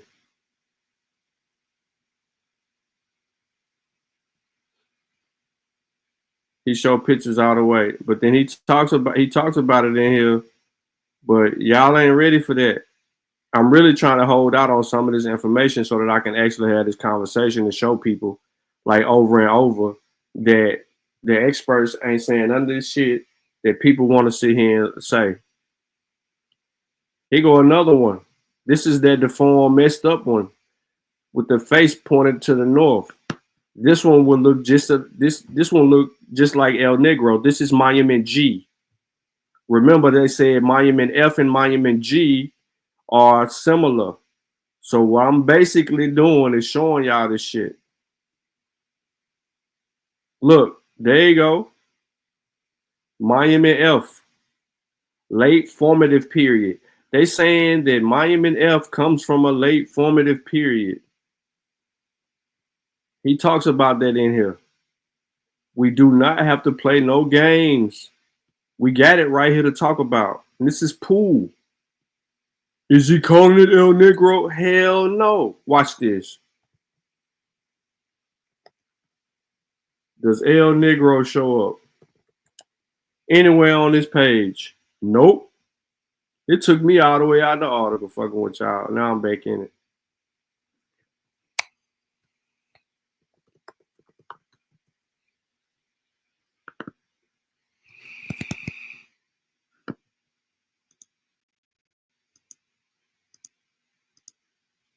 Monument A through Q. No games to be played here. Like, bro, the excavations and the artwork that are done, I mean, these people been out here handling business in this regard.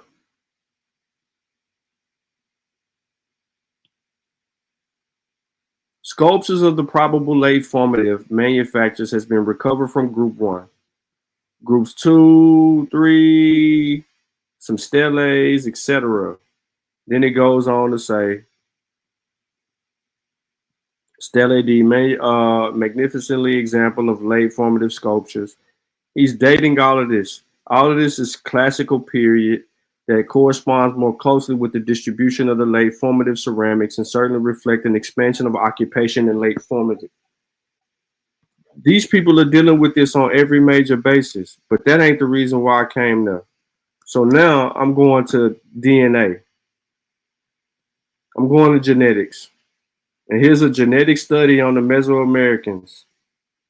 To keep it short and sweet without boring all the people, right here.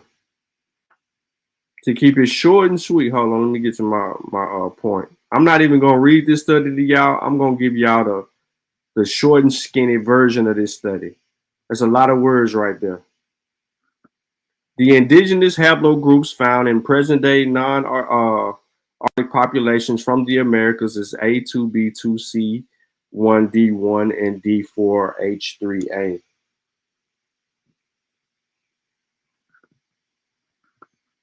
So do the Abos got any of these haplogroups? I just want to know.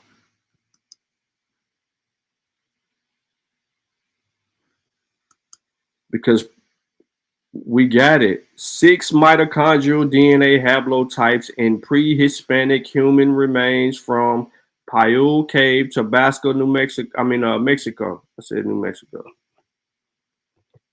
What does it say?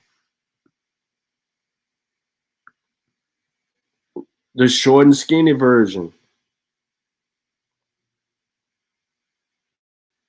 The analysis was made possible by the development of haplotype networks for comparing mitochondrial DNA sequences from ancient and contemporary civilizations from the American continent and Asia.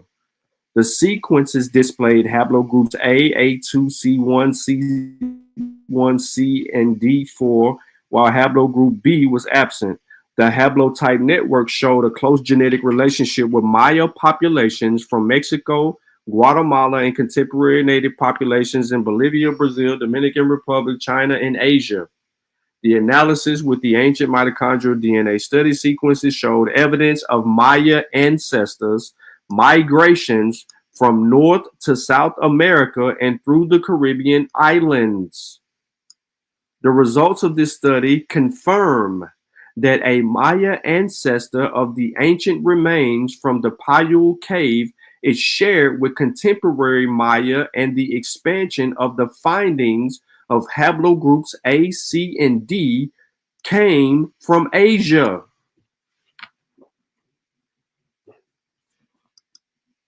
Why am I talking about DNA and I'm not looking at no goddamn pictures? Because when you want to talk about a people and who existed and what's supposed to be resembling the people of that place, it is resembling the people of that place with the haplogroups of what I just mentioned. They keep talking phenotype, phenotype, phenotype, and are abusing what phenotype mean. Then they gonna have you thinking that you can look at something and know the goddamn phenotype of a painting. That's part of their problem. So I want to go directly down into a Belizean newspaper. And this article is labeled Olmec Colossal Heads are Mesoamerican and non-African origin. This is featured in an article from down there. As you can see, look at this dude on the screen. They pissed off about this shit. This was released in 2021. It says colonial Yucatan in the second half of the 1700s had 2 African settlements or villages by the name of San Francisco de Palos and San Fernandina Aquí, which have a very interesting history. However, in my curiosity to know about the Olmecs, I came across the following information, which I would like to share with you, our dear readers of this column. It is as follows. Olmec colossal heads are of Mesoamerican and non-African origin. All right. It tells you where they got it from. You can get the actual study. It's all good. But the highlights: university archaeologists discard the theory that the oldest civilization in Mesoamerica has its roots in Africa. They carried out studies of mitochondrial DNA in human remains found in archaeological sites in Veracruz. They confirmed that the Olmecs belong to one of the most abundant groups among the population's founders and indigenous peoples of America. The origin of the colossal Olmec heads is not African, as has been rumored by 150 years, but Mesoamerica said, and Cyphers, an academic at the Institute of Anthropological Research. Thank you, A1, for burying yourself. What did Ann Cypher say? Who, together with her collaborators, have carried out studies of the mitochondrial DNA that prove the identity of the Olmecs, the oldest civilization in these lands. The expert recalled that the theories of African origin and transoceanic migrations are deeply rooted in the collective imagination. So, it has been very difficult to shake off these ideas. And Cyphers discovered in 1994, discoverer of the 1994, the most recent of the 17 Olmec heads known so far, found in the archaeological sites of San Lorenzo, Tenechalin, and Veracruz, explained this thesis dates from 1869 and was proposed by Jose Maria Melgar Seriano, who reported that these colossal heads in what we now know as Tresepus Veracruz. At the time, the existence of the Olmec culture was not known. Melgar proposed that the features of the sculptures corresponded to the characteristics of Ethiopia black people more than anything because of the facial features.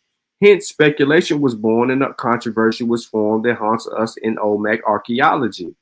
For the researcher, the wide and flattened features of the faces of the colossal heads are explained by the fact that the throne of rulers, which were large prisms, were recycled to make sculptures.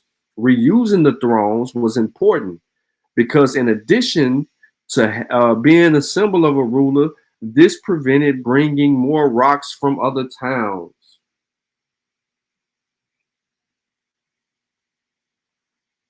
Since they wanted the head to be as large as possible, they accommodated the image of the ruler in the prism, and the face was deformed. That greatly clarifies the why of the compressed features. It is understood, for example, the nose and the wide mouth because no head has projecting elements. Everything is compact glued. It is part of the prism. DNA studies and excavations carried out over the years at Olmec sites and scientifically studying various pieces of that civilization. University archaeologists have found no African artifacts. This is a first line of investigation that discards the origin of that continent. The second line contemplates DNA studies, which before could not be done because there were no Olmec burials. The ones that had been found were in dust. But we found some in San Lorenzo Tenechalin, and Enrique Villamar Barricel, a collaborator of my group, did the study on mitochondrial DNA, he explained. In this regard, Villamar indicated two burials were sampled, one in Loma del Zope, dating from 1200 BC, and another in San Lorenzo, 1000 BC. From these two individuals, a bone sample was taken from the rib and underwent the procedure to obtain their mitochondrial DNA, the lineage that the mother provides to an individual, because it is more feasible to recover it from the archaeological remains. This is how he managed to classify the genetic information called haplogroup.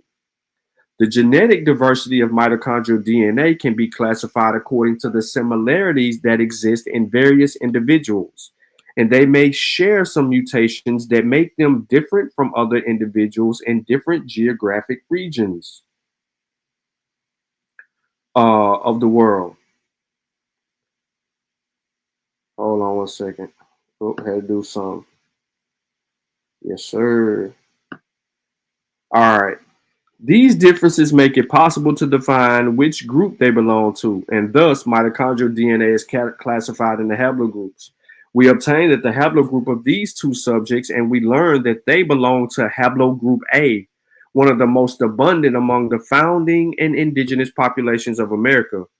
If they had been Africans, the hablo would be L, which is characteristic of these populations, he highlighted. Furthermore, ciphers noted if there were African genetic materials in the Olmec, it would not only be seen in burials, but in later populations since haplogroup L would have been preserved.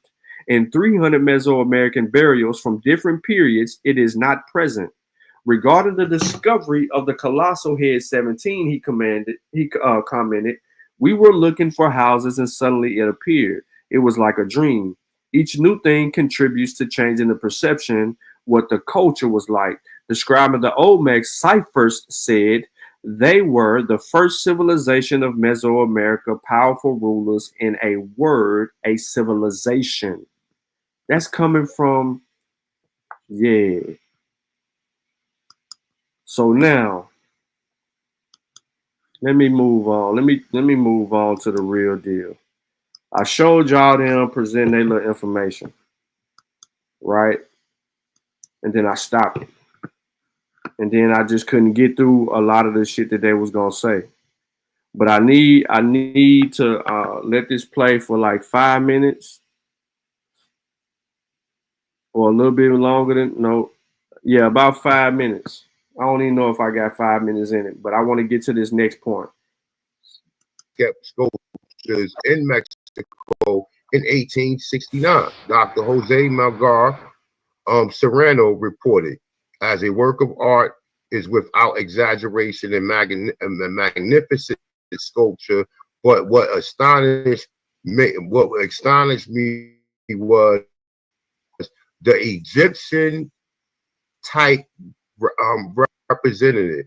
It said, I reflect that there had undoubtedly been Negroes in this country. Okay. Now it's saying William Bartram. It's saying early botanist who spent. Hey, by the way, the source that he's reading from is saying that the people came from Africa. So he's making the assertion, right? It says it. Olmec bear distinctively African facial features. So how could the Olmec how could these people that are resembling African features already be in Africa? I mean, be in the Americas if they're coming from Africa with these distinct features. You're contradicting your belief, trying to argue a point that you're not going to be able to make. You got to argue one side of it. Either you've already been here or you came from Africa before the people that got here. The source that you're using is using pseudo information from the gate. Melgar's bad interpretation on the people because he didn't know how to classify them. The Ra expedition, which is in your source that you're showing in this screenshot that you're sharing, because this damn show ain't a book. We see that it's a PNG image.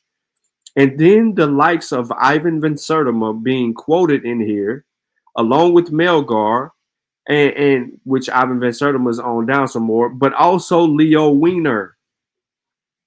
So I'm gonna let him get his shit off. Get it off.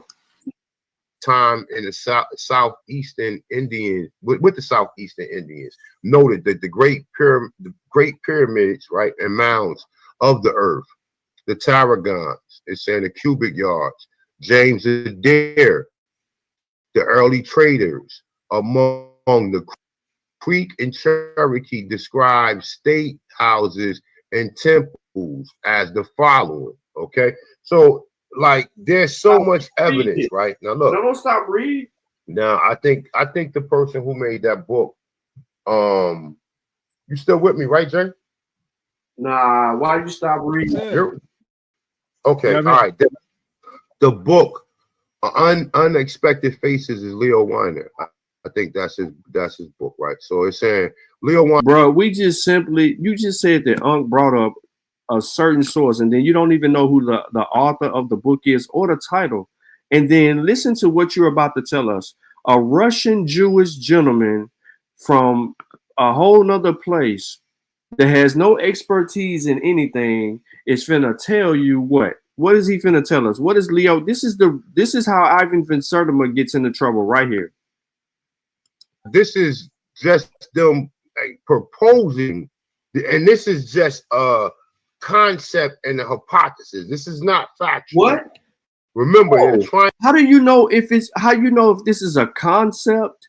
How do you know that they're proposing something? How do you know that it's not fact? They're not speaking like this is a theory. In anything that you read, none of them are speaking as if it's a theory. But here you are about to tell us about Leo Wiener, but you're trying to prepare people because Leo Wiener is going to tell you that they came from Africa. Trying to give you an explanation why you finding black people in America, and they're trying to call them Africans. To say that these are not indigenous or autochtone. Told you what he was gonna do. He went totally away from what the source is saying to superimpose his own shit on that.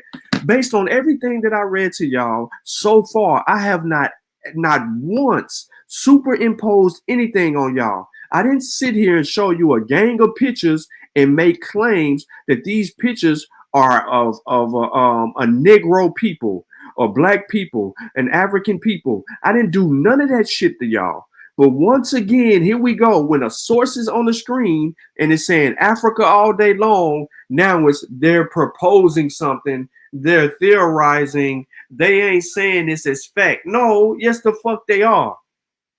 They are making the assertion. Listen to if he reads this, listen to how it's read. Better yet, fuck him reading it. I'm going to read it. Dr. Leo Wiener has proposed that African traders from Guinea founded a colony near Mexico. Listen to this. Leo Wiener proposed that African traders from Guinea founded a colony near Mexico from which they exerted a cultural and commercial influence extending north to Canada and south to Peru. He also suggested that indigenous cultures, including the Maya, Aztec, and Inca civilizations, were strongly influenced, listen to this, through contact with African civilization. That's what Leo Wiener says. That ain't theorizing. That ain't speculating. This motherfucker's telling you that Guineas from Africa, Africans from Guinea came to Mexico, trading, setting up commercial trade that extended as far north as Canada and as far south as Peru. What the fuck? He ain't theorizing. He ain't speculating. He telling you this. This is just them proposing, and this is just a concept and a hypothesis. This is not factual. Remember, they're trying. How is it how? Listen to the words.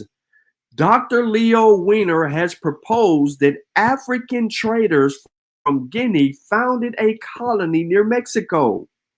And then they extended and exerted a cultural and commercial influence on the people and extended trades from Canada to Peru. If you want to read it verbatim, you can. But in short, all it is saying that Leo Wiener is the subject of this claim. Leo Wiener stated that African traders from Guinea came to the Americas and established a network and influence from as far north as Canada to the south of Peru. How is that theorizing? I'm trying to figure out how in the holy shit does that theorizes anything. Can y'all not hear that? Let me stop. Let me reshare.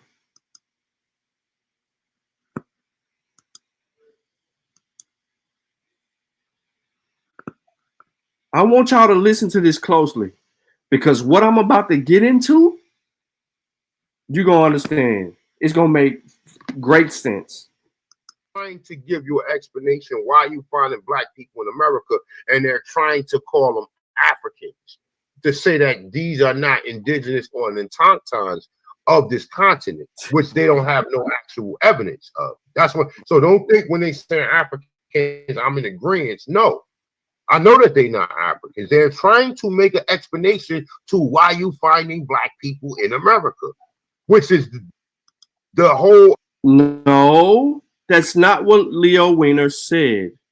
Leo Wiener said that African traders from Guinea founded a colony near Mexico City, from which they exerted a cultural and commercial influence extending as far north as Canada and as far south as Peru.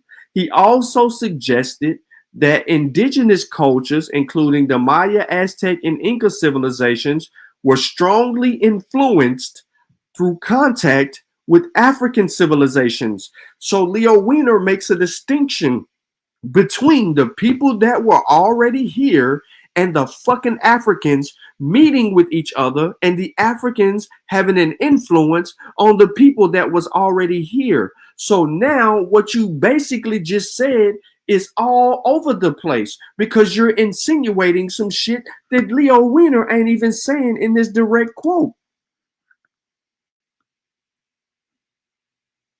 What in the world is going on?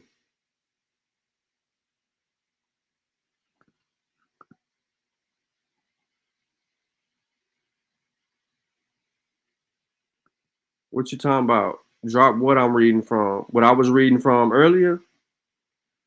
If you're looking for any source real that that you're asking me to drop,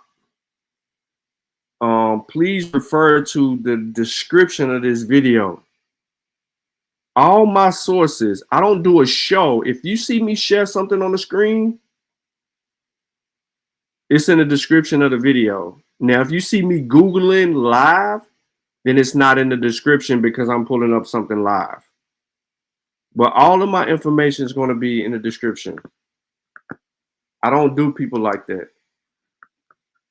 But let's hear you go. Go ahead.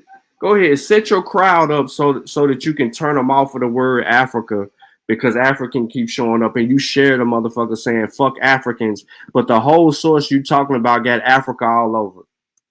Explanation of why we've been classified colored, Negro, black, and not African Americans. But let's get with it, right?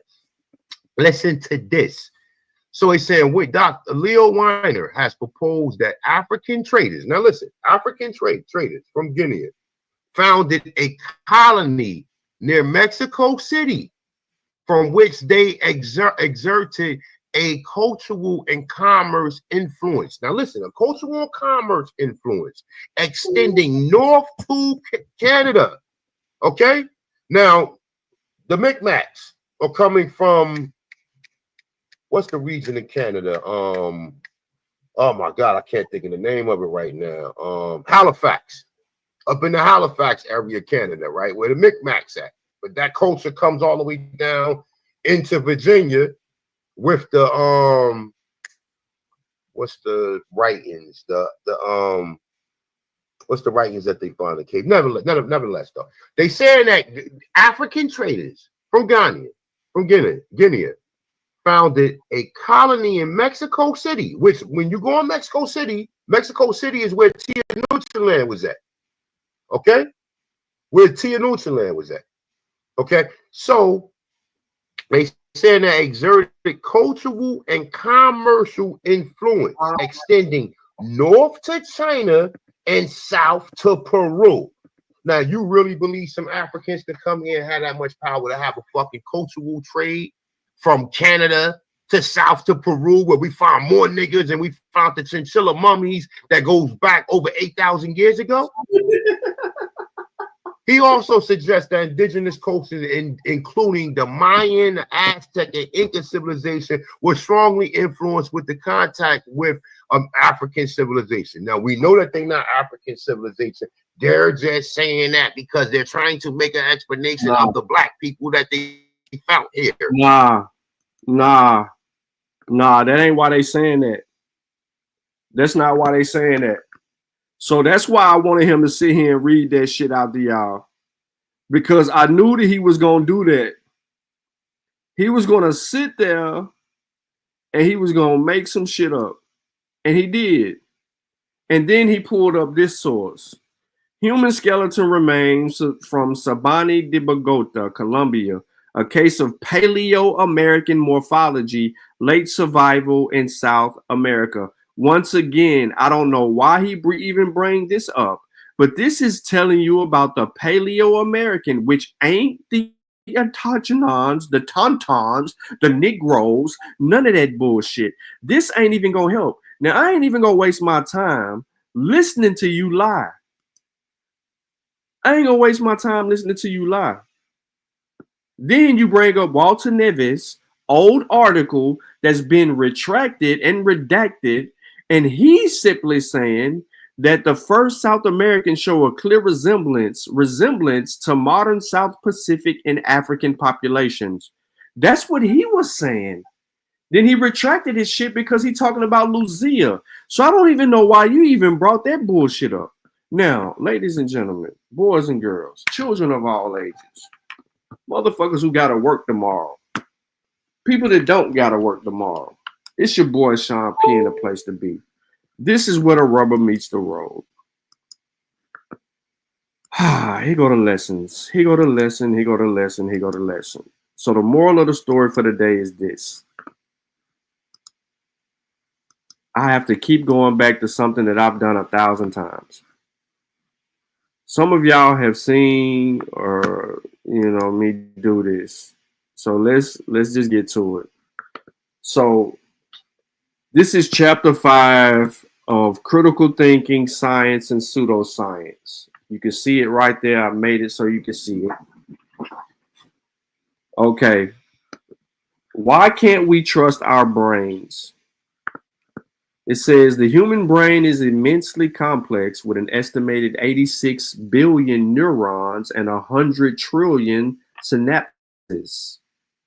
It is amazingly resilient in the face of injury, able to reroute functions and around damage of purposefully removed areas to injury and and to restore partial or full functioning. It can restore an almost limitless amount of information for decades when healthy. However, even when these wondrous properties, the brain is quite easily fooled. This means that you need to seriously doubt yourself. Why we gotta doubt ourselves though, bro? A few years ago, when several students and I started a skeptical free thought campus group, the Center of Injury sent a giant box of goodies. In it were materials to help the group in getting started. What was in there? Flyers, copies of skeptical inquiries and free inquiry stickers and more. One of the stickers was a play on the Tide detergent logo and slogan that said, "Doubt for even your strongest beliefs." I love it. And in full disclosure, kept that one and put it in my office where it is today. Doubting is one of the hallmarks of an enlightened, hold on. I'm trying to see if I can zoom in for y'all. I understand. Let me exit full screen real quick.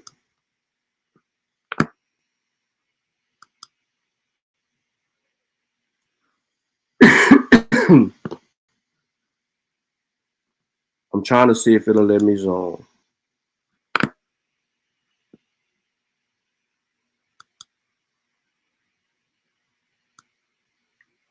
No, but all right. Nope, it ain't gonna zoom the way y'all want to zoom. Hopefully you can see it better.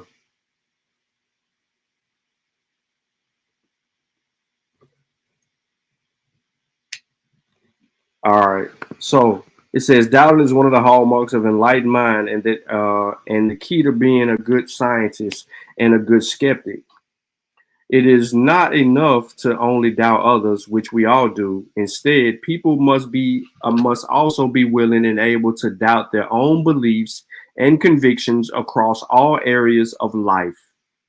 Many people do not do this, though, and instead plow through their lives convinced that their beliefs and perceptions of the world are accurate and unimpaired. The purpose of this chapter is to teach you some of the many, many reasons why you cannot blindly trust your brain, and to prove that doubt, even of yourself, is not just a good thing, but a necessary thing. Peep game. Many researchers in psychological and other sciences have spent decades looking into specific ways that the brain can be fooled. This chapter first focuses on two broad types of ways that our brains predictably prevent us from making logical and rational decisions. Let's get to it. First, we discuss cognitive bias and mental health heuristics that we all have, and how those often cause us to perceive a world that conforms to our preconceived notions about how things should be rather than how they are. Next, we'll look at the humans naturally perceived and misevaluate the data we are exposed to, especially in the case of ambiguous information. Then the chapter concludes and he's talking about the rest of it. So the illogical brain, let's get to it. I'm going to give you portions of this, not all, because I'm going to hit on key points throughout this that you're going to finally pick up and be like, God damn. So thanks to the hard work of hundreds of researchers over the past half century, we have developed an ever-increasing understanding of the myriad ways that humans do not act rationally or make optimal decisions, even when presented, listen to this, with straightforward information and data. One more time. Thanks to the hard work of hundreds of researchers over the past half century, we have developed an ever-increasing understanding of the myriad ways that humans do not act rationally or make optimal decisions, even when presented with straightforward information and data. Instead, we often act and think in an understandable but irrational manner, what we are calling logically illogical. Exploring the various ways in which we can make poor decisions can then, in turn, lead us to understand why doubt of ourselves is crucial to becoming a critical thinker. This whole book is about thinking critically. This book has helped me look at data differently, analyze data, and improve ways of researching, along with all of those methodology books. So two of the largest factors influencing why you should doubt yourself frequently and thoroughly are cognitive biases and mental heuristics. Wow, why the fuck I can't say the words I just said it. Heuristics. Now, since Kamen and Traverse landmark article on how we as humans make non-rational decisions, the research of these factors has grown immensely. Cognitive biases are predictable patterns of judgmental deviation that occur in specific situations, which can cause inaccurate interpretation or perception of information. I'm going to say this one more time, and I need y'all to listen. Please. Cognitive biases are predictable patterns of judgmental deviation that occur in specific situations, which can cause inaccurate interpretation or perception of information. Do you want me to replay what A1 was doing before he even read the bottom of Leo Wiener's source? He was already having his mind fixated on his cognitive bias. In return, he opted to give his own inaccurate interpretation or perception of the information that he had on the screen. In other words, cognitive biases are regularly occurring ways that our brain misinterprets evidence. They impact the ability to make an accurate, logical, evidence-based decision on a consistent basis. You can't make this up. Recognizing cognitive biases helps us to realize that our intuitive understanding of the world is often, but not always, distorted in some way. You can, and now let me see if I do this. Give me 1 second. Because I know Brother Nahisi, his eyes is bad like mine.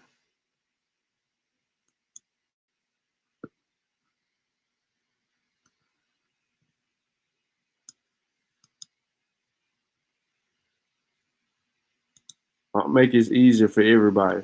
Even when I refer back to it, people will kind of get with what's going on.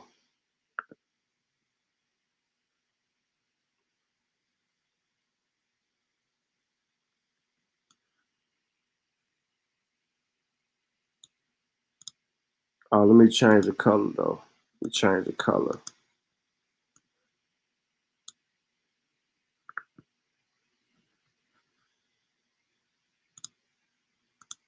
Bro, why you ain't change the color, bro?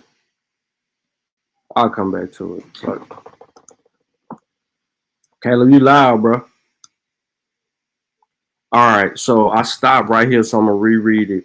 Recognizing cognitive biases helps to realize that our intuitive understanding of the world is often, but not always, distorted in some way.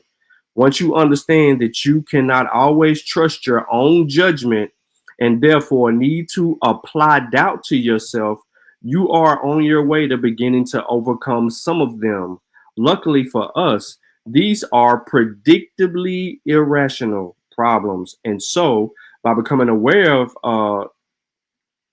them on a conscious level, we are able to combat their influence. Slightly different heuristics are mentally shortcuts of rules of thumb that significantly decrease the mental effort required to solve problems or make decisions. Unfortunately, heuristics often lead to an oversimplification of reality that can cause us to make systemic errors that can become cognitive bias. It is critical to note that just because we make mistakes outlined in the chapter, this does not mean that humans are terrible decision makers all the time. In fact, in many situations, it is actually adapted for us to use heuristics and mental shortcuts. Now, indeed, ignoring information can actually improve one's judgment in specific situations. In their review of massive amounts of literature, what's his dude name? Gyrenzer and Gashemir noted that the main impacts of heuristics and decision making. Here's what they said. First is a positive benefit called the less is more effect. Sometimes heuristics result in an as or even more accurate result than more involved strategies despite processing less information. Second is what's called ecological rationality. This means ecological rationality. This means that heuristics aren't inherently good or bad, but that their accuracy depends on the environment they are used in. Over time, people generally learn which heuristics are most useful to them in their particular environment. Let me skip ahead. Although there is no standard list of cognitive biases and heuristics, and in fact, quite literally hundreds have been identified, the ones described here are some of the most well-researched and common biases and heuristics we encounter as humans. Number one, confirmation bias. Number two, belief perseverance.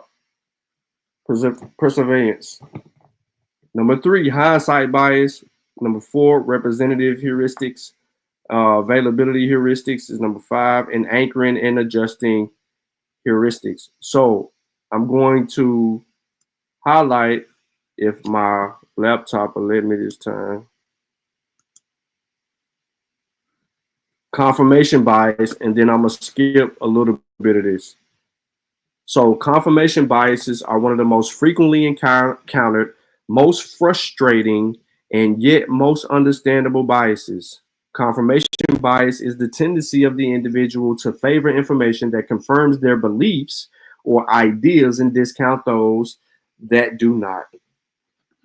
right? This is why it's so easy for them to not accept evidence that is put before them. This means that when confronted with new information, we tend to do one or two things. One, if this information confirms what we already believed, we throw it in a huge welcome home party.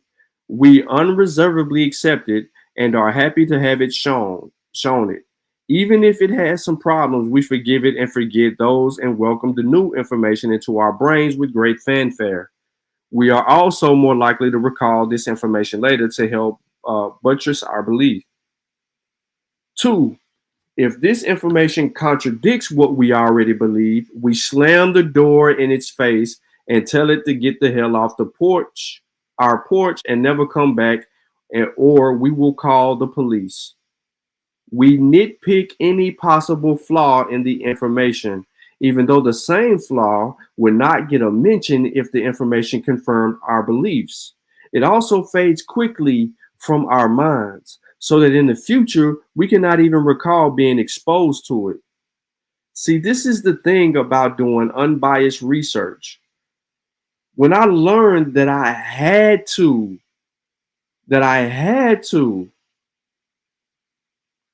how the fuck? Hold on, y'all.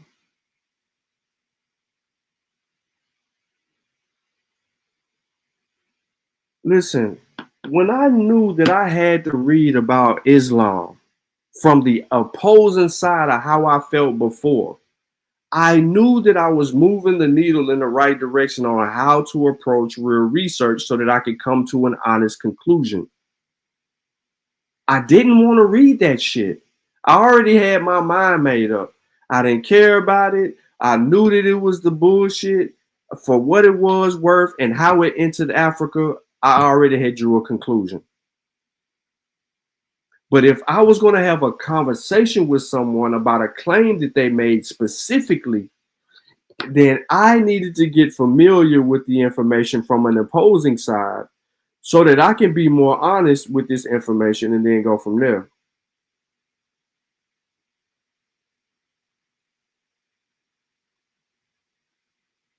It's just that simple.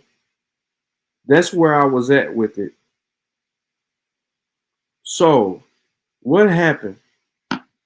Confirmation bias could be seen as an entire reason that the formal scientific method had to be developed.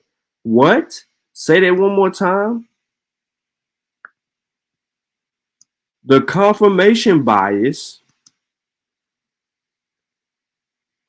could even be seen as the entire reason that the formal scientific method had to be developed. We naturally try to find support for and prove our beliefs, which can in turn lead to the wholesale discounting or ignoring of contradictory evidence. Science, in contrast, actively tries to disprove ideas. The scientific method allows for an increased confidence in our findings and makes scientists less prone to confirmation bias. If you ever been in an argument about an issue that you care deeply about, chances are you have experienced an interesting aspect of confirmation bias. The more emotionally charged or deeply held our beliefs, the stronger the effect of the confirmation bias. This aspect of confirmation bias underlies one primary reason why reasoning and producing facts does not work very well in most debates and arguments. We have already made up our minds and ignore that information which shows us to be wrong.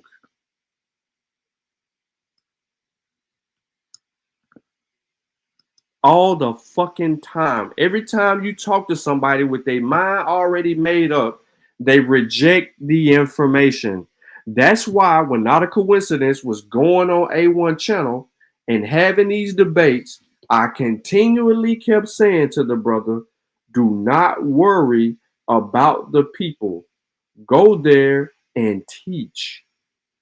They already got their damn mind made up. Ain't no sense in you doing anything other than what you're doing. Their mind is made up. So go teach.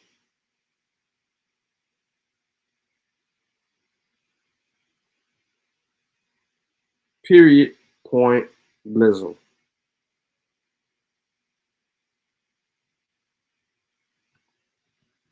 Belief perseverance. Listen to this shit. Have you ever told someone that something she believed was demonstrably wrong, only to later have her still express belief in it? Or perhaps you have clung too tightly to beliefs and ideas when you should have changed. If so, this is our little brother Vino all day long when this comes up, just straight up and down. Like we ain't even got to get into all of that. Like at this point, uh, it is what they say, what it is. All right. So here we go. If so, you are already familiar with the effects of belief perseverance. Stated simply, belief perseverance is the only tendency to stick with an initial belief after receiving contradictory or disconfirming information about that belief.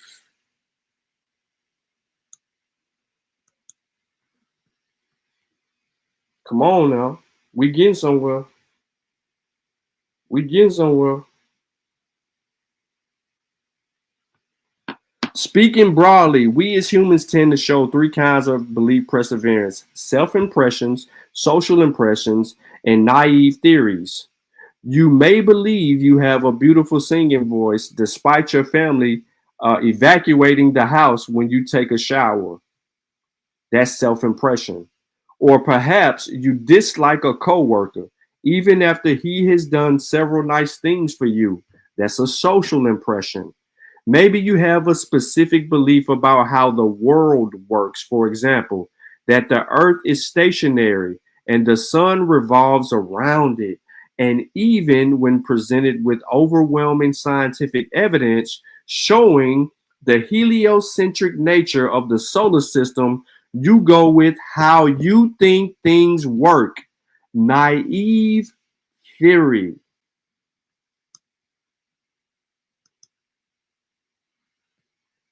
Our beliefs stay believed for a number of reasons.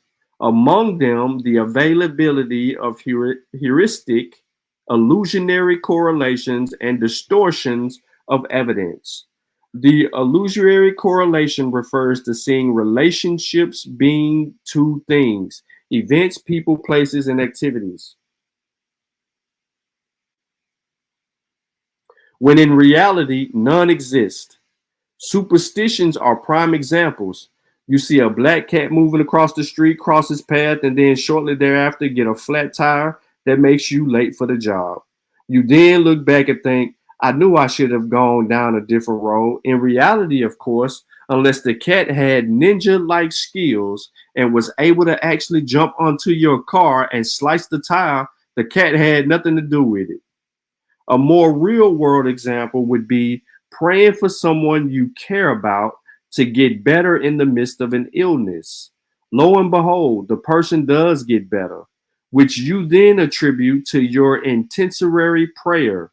In reality, carefully controlled studies and meta-analysis have found no link between health outcomes and prayer. You can pray all the fuck you want. The shit ain't gonna happen the way you want it to happen. You could be praying to the wrong motherfucker. Distortions of evidence can be explained in part of by confirmation bias. To continue the preceding examples, because you believe that intentionary prayer is effective, you may remember those times when you prayed and someone got better, but ignored the times your prayers were not, or more often discount those times as being beyond my understanding.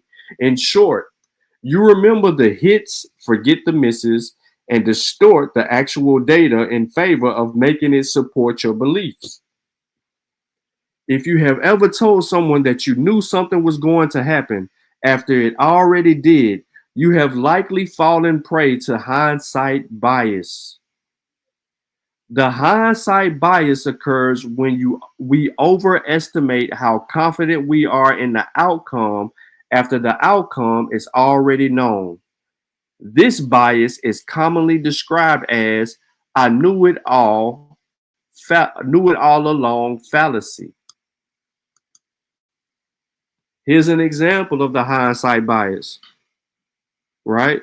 A hindsight bias would be hearing about a dating couple breaking up and saying, "Oh, I absolutely knew that they were not right for each other all along." Chances are, before you knew the outcome, you would not have used the term absolutely, unless they were just a horrible mismatch.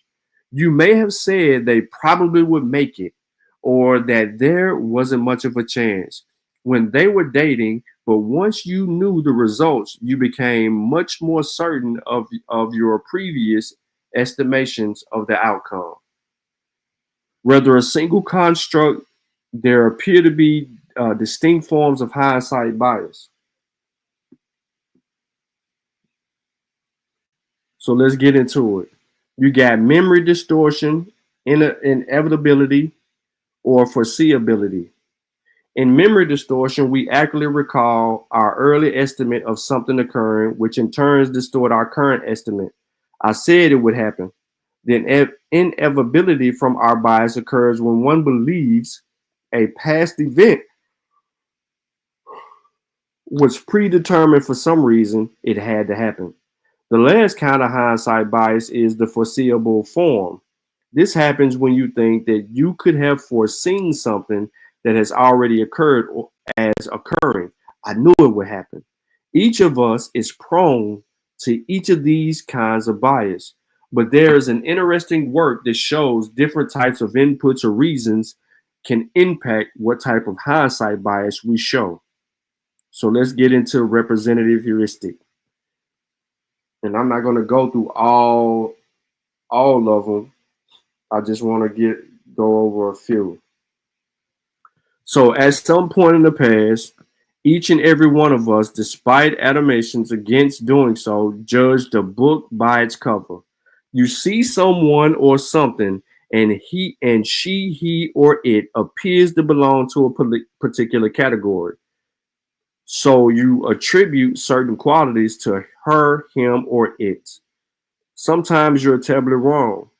This heuristic can be thought of as a form of stereotyping, of taking a particular salient feature of someone or something and overgeneralizing it inappropriately.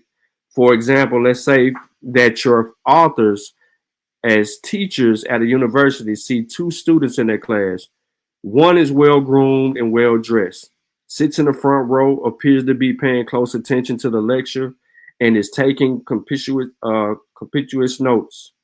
The other student is dressed in sweatpants and an old t-shirt and is playing on her phone and appears obviously to anything happening in the class. Our initial reaction would be to say that the first will do well in class and the second is likely to do poorly. In doing so, we are comparing their outward appearance and behaviors to our idea of what a good student looked like. It's the same shit y'all do with people with good credit and bad credit. Motherfucker come into a car dealership, especially one that looks like an expensive car dealership, and he got on jogging pants and a t-shirt and some flip-flops. People prejudge and predetermine that motherfucker ain't got no credit, while the person is trying to look the part, look like he got a little money, got some Gucci on from head to toe. He come in and they looking at a goddamn car. You looking at him like a lick, and this motherfucker ain't even got a 520 credit score. Meanwhile, the person in the jogging pants with the white t-shirt and the flip-flops on, he got fucking a 750 or better. I know it because I seen it happen. But I learned at an early age that you do not judge people based on their appearance because you never know what type of shit they got going on. And it was always the people that wasn't trying to look the part always had the bag in the first goddamn place, while everybody else is trying to impress each other. Meanwhile, so y'all do this shit. Y'all doing it in the chat. Let's move on to availability heuristic. When making decisions, we tend to be biased based by information that is easier to recall. Such information could be that which is more vivid, well publicized, or recent. Such easily retrievable information can cause the availability of heuristic to occur. When we make judgments about how something is to occur based only on how easily it is brought to mind, this can cause a number of problems. So let's deal with it. All right.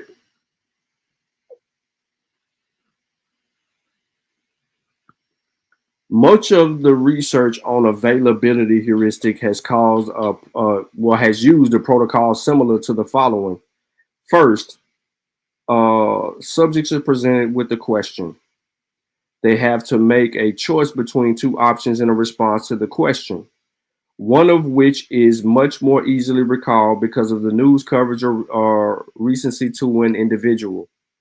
Even though lung cancer kills 3 or more times as many people as car crashes each year, a majority of people tend to choose car crashes as being more prevalent.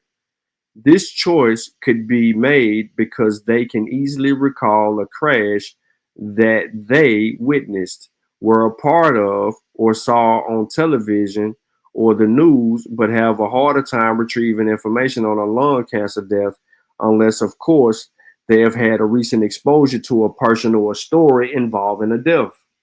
For many readers of the book, the impact of recency may be particularly the salient in activating the availability heuristic. The impact of recency may be particularly salient in activating that availability heuristic. Now, imagine that you engaged in a debate online or in real life with someone who holds non-evidence-based beliefs on some topic. Listen to this shit. Like the idea that childhood vaccines cause autism. The person may be rude, antagonistic, mean, or just unpleasant in some way. You leave the conversation frustrated and almost immediately encounter someone else who reveals at the start of your interaction that he or she also thinks vaccines cause autism. You're very likely to attribute to the new person the characteristics of the old, that he is rude, mean, and so on, even without any evidence to back that up. Be careful. I need to be careful. Anchoring or adjustment heuristics. When we try to estimate various phenomena, like populations of cities, numbers of murders committed per year, percentage of college students who graduate in 4 years, that know little about our answers can be quite easily manipulated. For instance, if you ask, in this percentage of bald Americans, more or less than 15% instead of, what is the percentage of bald Americans? You are likely to give very different answers. This problem is called the anchoring or adjustment heuristic and demonstrates how our estimates are influenced by initial anchors. It can occur when given anchors that are obviously ridiculous, as in the following example. So here go an example of that bullshit. Hold on, let me clear this out. All right, clear.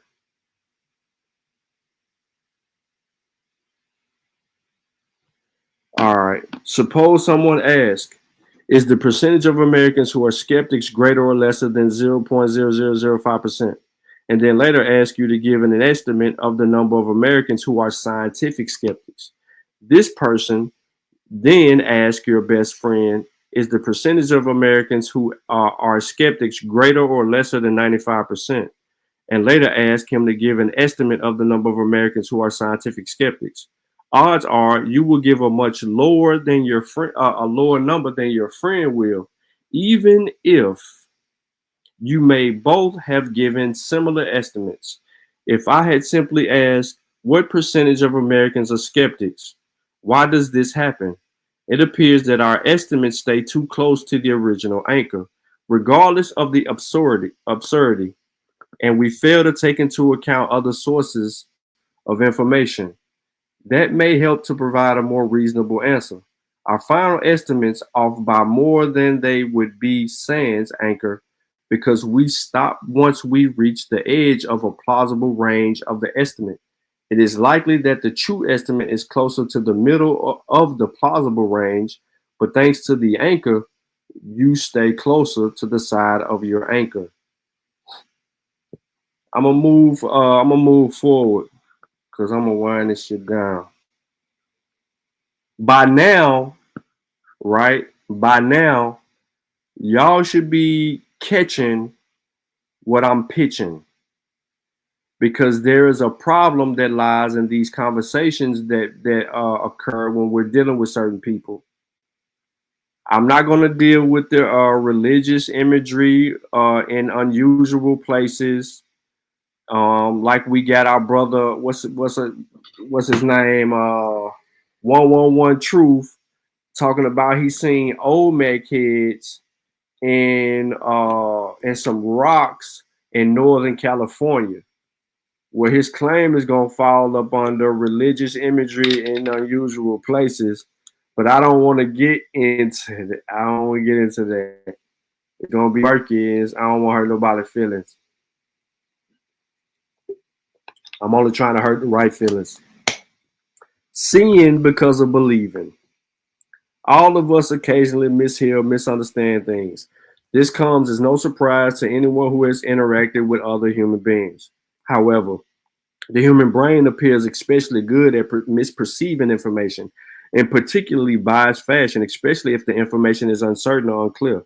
All the previous examples, such as satanic lyrics in the rock songs played backwards, religious imagery on the mundane objects, magical curses on athletes, show how readily and easily the brain engages in pareidolia, the tendency to interpret random or ambiguous stimuli as being something clear and distinct.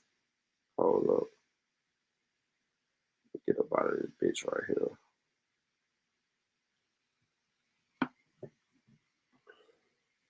As several of these examples illustrate, we tend to experience pareidolia for human faces and religious-based images in particular. Understanding why requires unpacking two interesting aspects of human psychology, priming and paternity.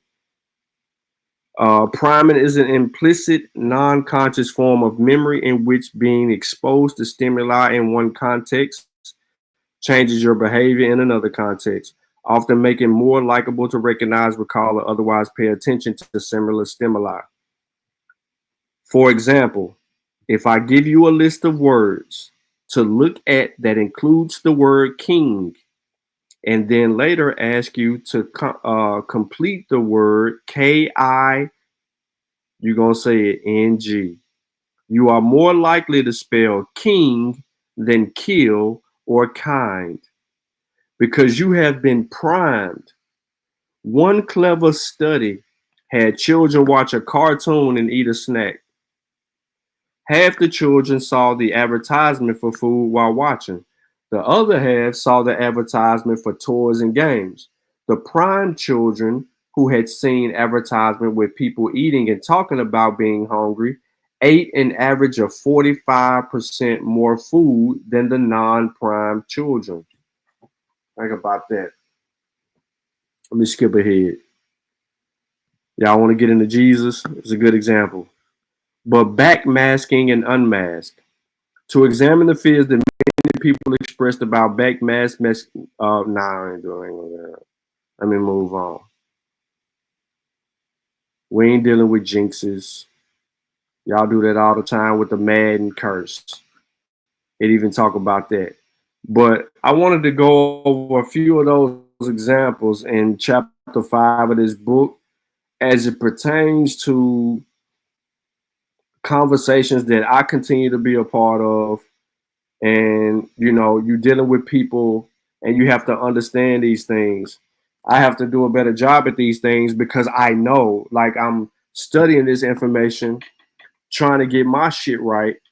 And at the same time, I'm dealing with people who live in a crayon box, who have this belief that black people been here, and then you show them the evidence that contradicts black people being in the Americas, and they dismiss it because of their personal belief.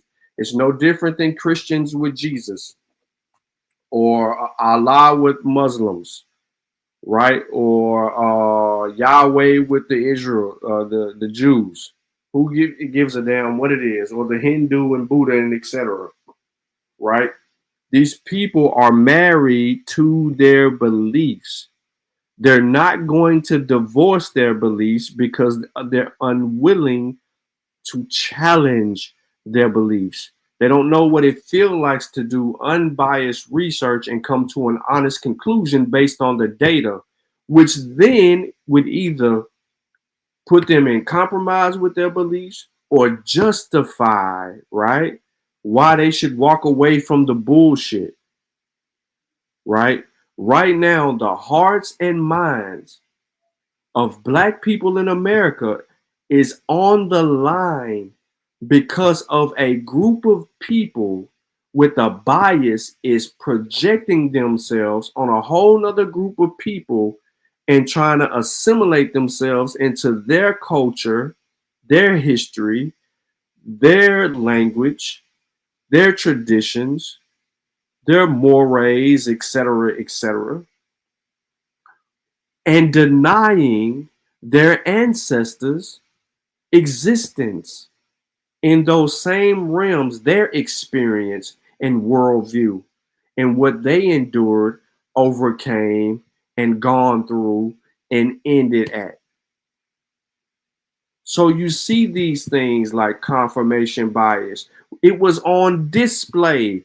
I made a point to come to this information because ain't no fucking way on the face of this earth is A1 thinking critically. Is that A1's using a methodology that got him coming to the conclusions that he's coming to. There's no evidence for any of that shit. Okay, yeah, they're reading certain things, but are you reading the right shit? Are you comprehending what you're reading? Or are you only looking for information that supports your bias? And then they have belief perseverance. They got hindsight bias. They don't understand and don't care to know. Listen, when this dude, let me exit this real quick. Let me stop sharing. When this dude in this video, because he said it again in this video, I heard him. What I'm reading from, it's in the description of the video, Olu.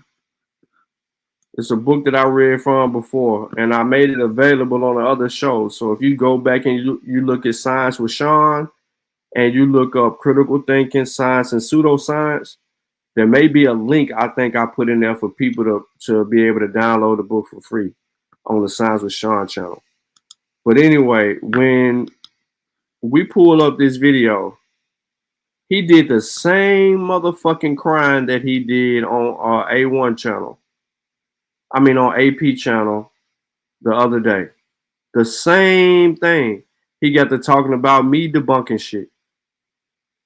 Me debunking shit. And I should have timestamped it. I should have timestamped it. For what we see. And our explanation is not solidified because it's back. Listen to him. Listen. He crying.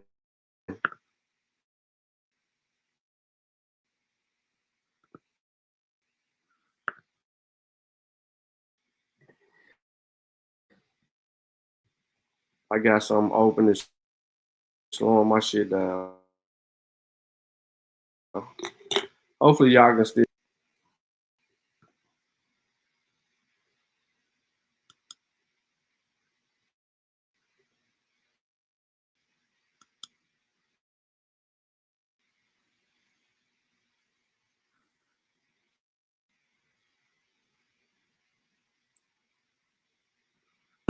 Oh, that's his shit.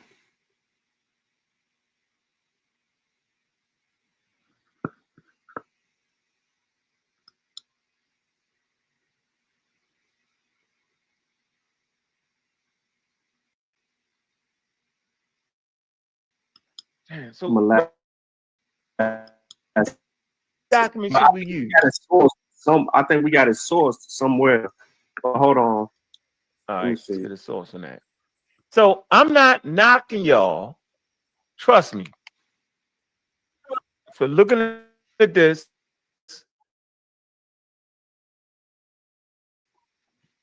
and say that's an African with a Nubian helmet on him. I used to say it. And I look up close. Look at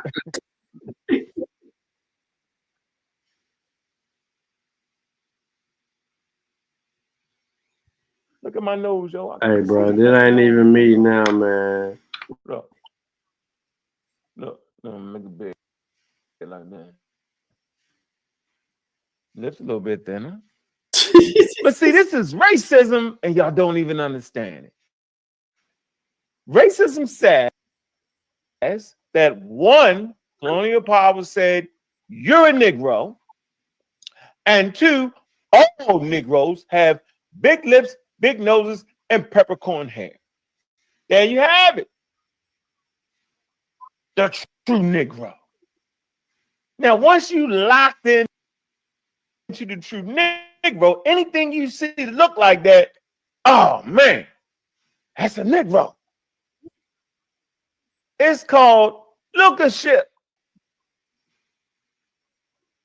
You know, you got Sarah Supersetti had the hollership, right?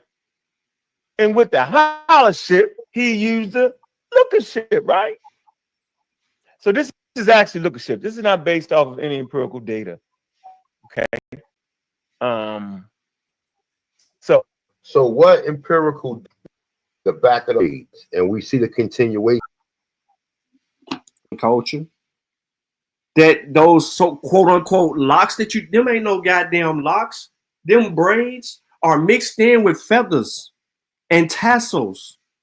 I also showed a painting to where that same stylized representation goes to the front of the head in the Mayan artwork. You ain't calling them braids. They damn sure ain't no damn dreads. But this once again shows that this is my point of going back to what I just read. He has a belief. He will not move off the belief because he does not accept anything. And then he's sitting here and Unc is just sitting here telling these dudes, yo, y'all being just as racist as you claiming other motherfucking people to be, based on the examples that you're trying to make some people be some shit that they ain't. And that is a clear representation of the truth. A clear representation of the truth. But you got emotional. You were emotional. I don't even know what this shit is at the beginning of the video, though. Real talk. Oh, I don't even know why you brought the Trail of Tears up. I didn't watch this. And I ain't watching this shit. Because you ain't going to do nothing but show video after video of, like I said before, some shit verifying your, confirming your bias.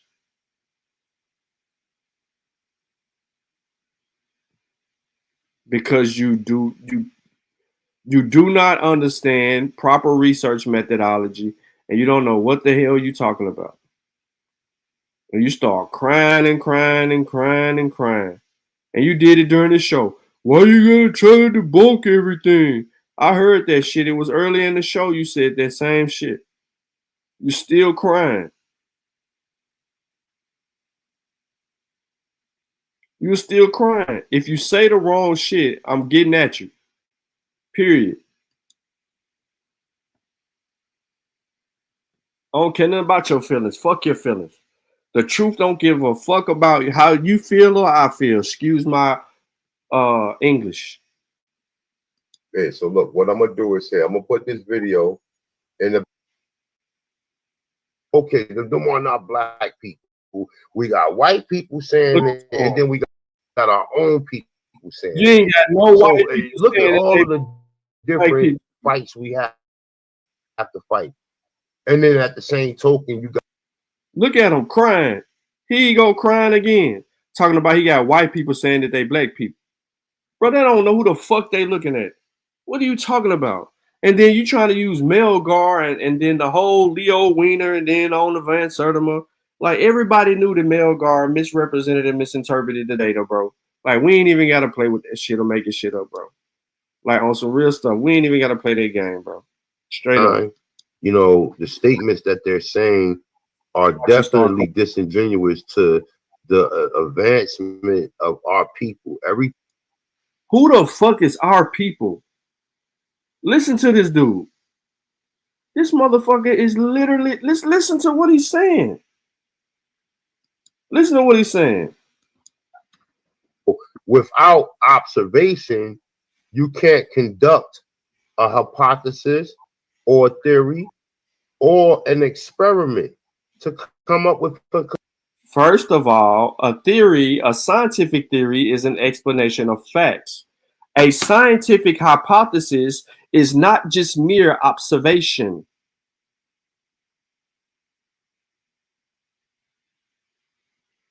Observation is a step in the scientific process. It's not your observation is not your scientific hypothesis.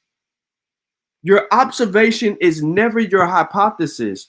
You observe something and then you give your best educated guess based on what you observed. An example of that, the Jordan 4 Retro 4s. What we gonna call them? Which 4s we talking about, Sean? The cement 4s. Okay, which cement? The black cement 4s. I'm being specific, all right? Now, the black cement 4s, the material, the suede on the shoe of the black cement 4s that recently released a few years ago creases easier than the OGs from back in the days when they first released them in the 90s. You sitting here saying, I just gave you, I observed the shoe, observed the shoe. I said the black cement 4s, right? And then I gave a hypothesis behind that based off of my observation of the shoe, the materials on the shoe. I put them together like that to give you a clear-cut example. Now, what I have to do based on my hypothesis is formulate the other questions that I can get into my research methods and follow them and demonstrate that and test my hypothesis.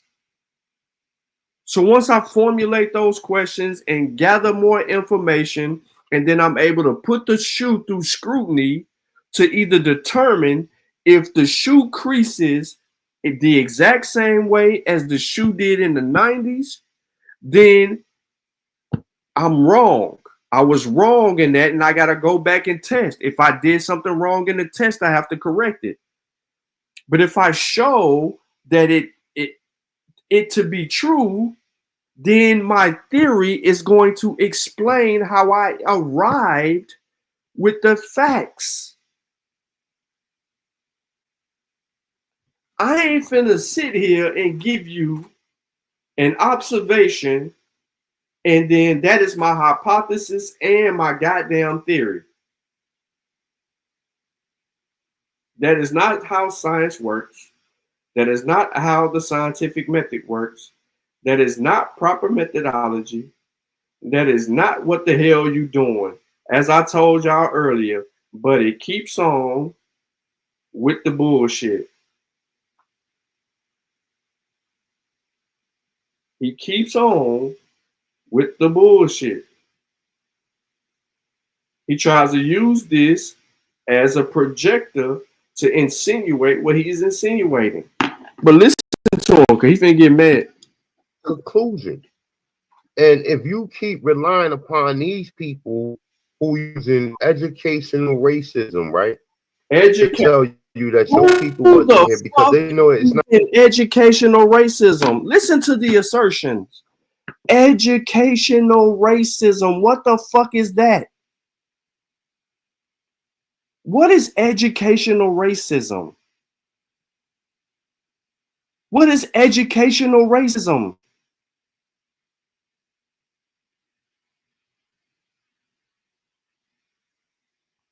Look at, hey, now he want to argue about, bruh, you better go look at them foes. I ain't talking about no black cat foes. Them ain't leather, brother. I know what I'm talking about, brother. You can't play with me with the J's. But what is educational racism? You see what I'm saying? Like he just keep making up shit. I'm gonna go back to the book on critical thinking, science, and pseudoscience, and I can show you in each chapter this dude's behavior. And you're gonna see how pseudo he is based on his behavior. He's illogical. His brain is illogical.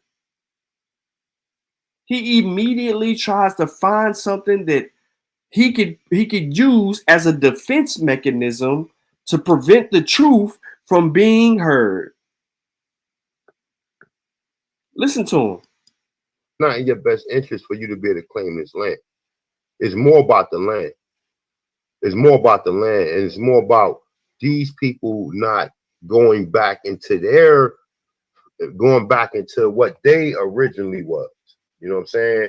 And they playing keep away from us. And you got these idiots, right?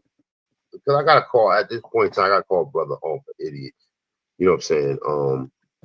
Like he's the commentary that he's given to this video, him and his guy Sean P, is really foolery, is idiotic, is asinine. You know, the statements that they're saying are definitely disingenuous to the advancement of. And not one time did we see you demonstrate that all these claims that you're making, we fall in those categories. If all we're doing is using information that was presented by Tariq in this conversation, and we dealt with the sources, and then the images and having conversations about those is only on the screen because he was waiting on me to come back with some information for him to share. But then again, you say all of this and you never refuted the real conversation that we were having regarding Tariq's sources. Because that's what we was having this conversation centered around. Tariq and his bad methodology and poor sources and outdated material that was being used to argue for an existence of a people that wasn't even fucking here.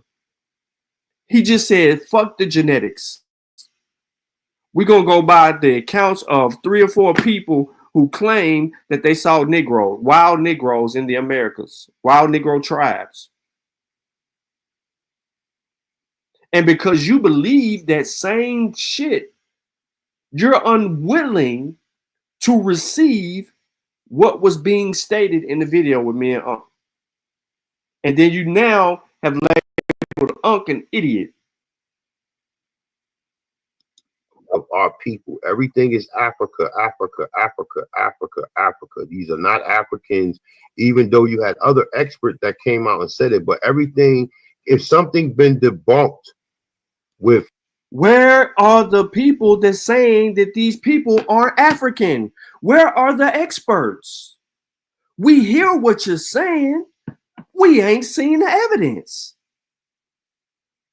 Once again, I am showing the difference between demonstration versus conversation. You can come to your own honest conclusion based on demonstration versus conversation. He's doing a lot of talking here, and he ain't demonstrated shit. And in every show regarding this subject matter, I have always presented the sources to every person to observe on their own merit and time and come to an honest conclusion based on the data. Not feelings, not emotions, not perception, not me pushing an ideology on them. None of that shit.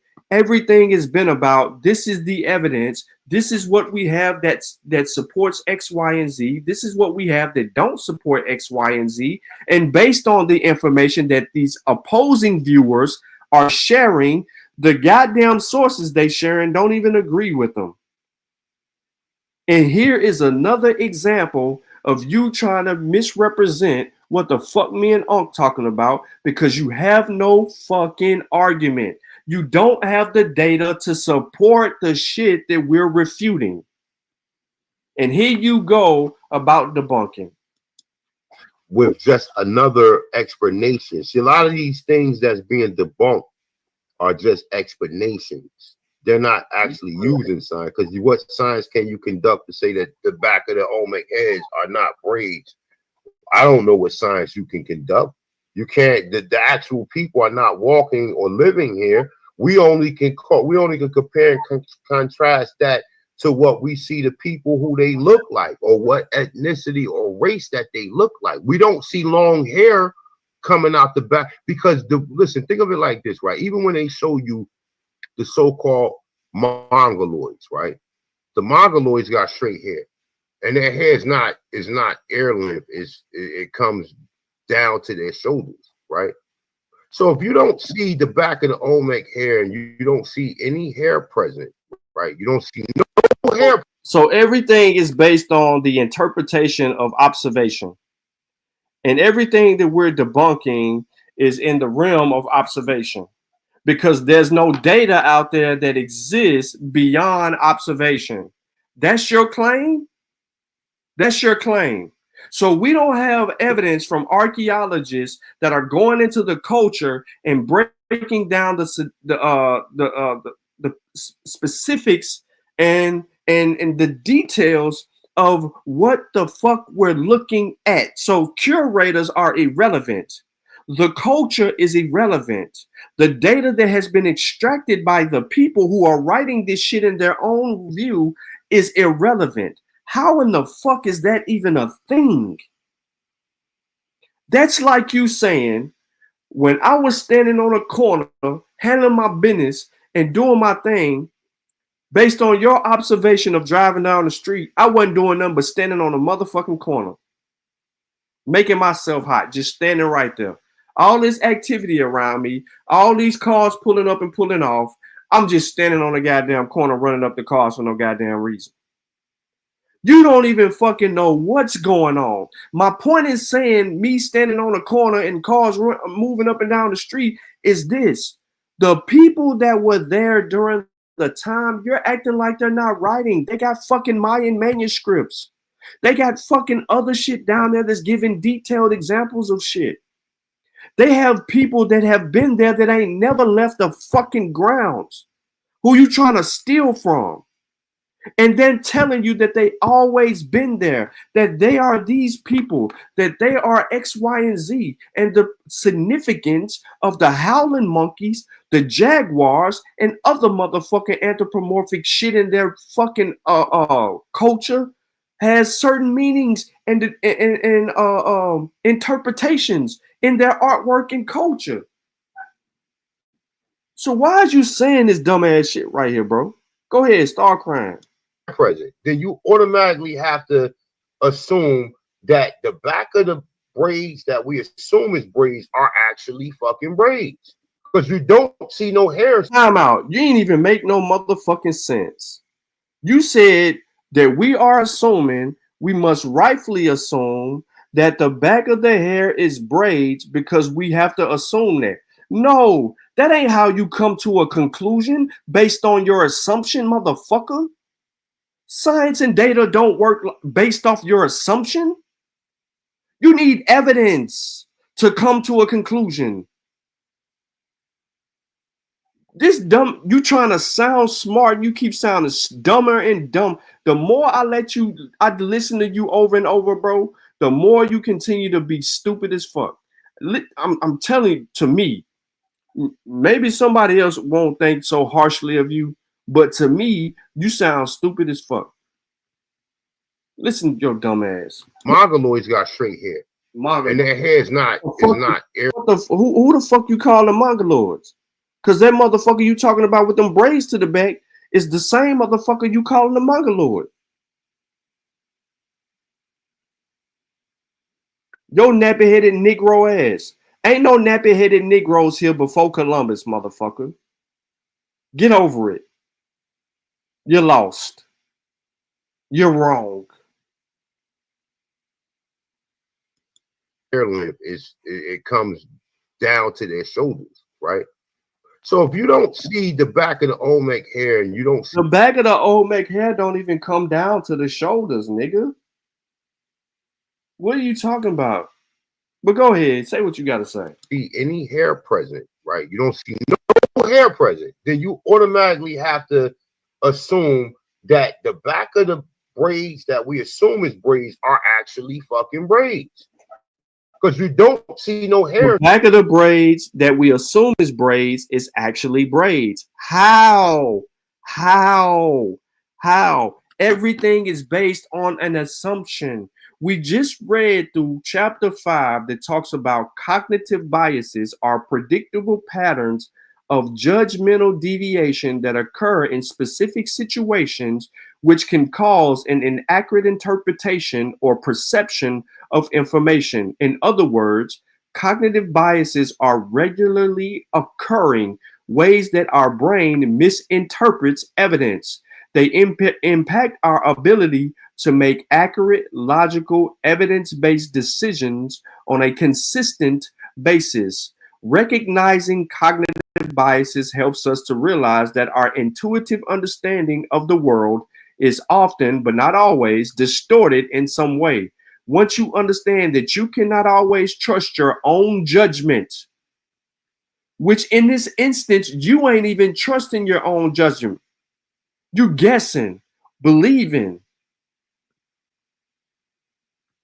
and therefore need to apply doubt to yourself. You are on your way of beginning to overcome some of them, and you ain't even becoming or trying to overcome any goddamn thing. You just all the way fucked up. Listen to you. You sound dumb as hell. Mongoloids got straight hair, and their hair is not air length. It comes down to their shoulders, right? So if you don't see the back of the Olmec hair and you don't see any hair present, right? You don't see no hair present, then you automatically have to. Ladies and gentlemen, on Monument Q, it is the only Olmec head that we see these motherfucking 7 braids, 7 plaits. Let's be specific. 7 plaits with feathers and a tassels in the plaits. Assume that the back of the braids that we assume is braids are actually fucking braids, because you don't see no hair sticking out their hat. Yes, you do. You don't see no hair, so you will only have to go on what you are actually observing. You ain't gonna see no hair because the shit that's sticking out the hat is the shit you calling hair. You just said it, so I'm confused. Listen to how he comes to his conclusion. This is genius. Listen to this. Geniusly stupid. Mongoloids got straight hair, and their hair is not air length. It comes down to their shoulders, right? So if you don't see the back of the Olmec hair and you don't see any hair present, right? You don't see no hair present, then you automatically have to assume that the back of the braids that we assume is braids are actually fucking braids, because you don't see no hair sticking out their hat. You don't see no hair, so you will only have to go on what you are actually observing. And the fact that these niggas is using white supremacy and using racism to basically come up with their so-called come up with their explanations. This is why we have to put an end. I mean, Pan-Africanism been dead, but what the fact that people is trying to make a mockery out of what we're saying, out of the evidence that we got, out of, you know, why I can't, that's why I don't fuck with a lot of these dudes. These niggas are enemies. These niggas are not my comrades or contemporaries or nothing. These niggas are idiots. These niggas mock your ancestry and mock your genealogy and mock your whole historical timeline, right? They mock it. They make fun of it. Any nigga who making fun of what my people did, with the fact that the Europeans, we already got enough people that make fun of this shit. We already got enough people who make fun of this and try to use deceptive tactics, right? We already got enough people who use deceptive tactics to come up with their conclusion on saying, oh, grandma said you making video. That's why I don't fuck with these niggas, man. I don't need these niggas to pop up on a panel and just try to. You ain't gonna. You don't want us to pop up on a panel because you want to goddamn do all of that old kicking us off. But it goes right back to the point. Confirmation biases are one of the most frequently encountered, most frustrating, and yet most understandable biases. Confirmation bias is the tendency of individuals to favor information that confirms their beliefs or ideas and discount those that do not. This means that when confronted with new information, we tend to do one or two things. If the information confirms what we already believe, we throw it out a huge welcome home party. Fanfare. If the information contradicts what we already believe, we slam the door on it, want to call the police. Confirmation bias could even be seen as an entire reason that formal scientific method had to be developed. Because of motherfuckers like A1. He's showing you, he's telling you, he's demonstrating it, versus providing you the evidence. He didn't give you any archaeologist, paleontologist, geneticist. He didn't give you shit. He gave you a bunch of his feelings. And he's mad at this point right now.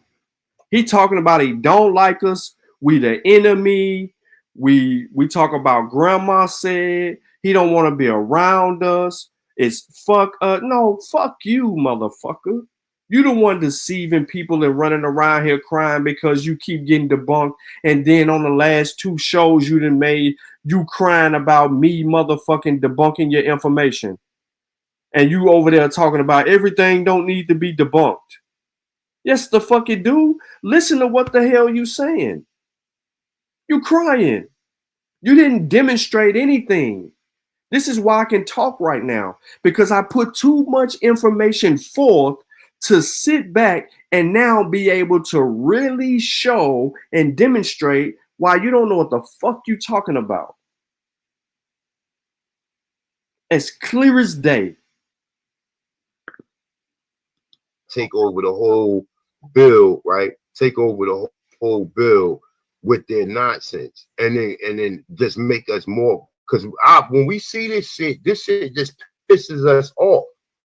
We get more upset by seeing this because there's a whole system.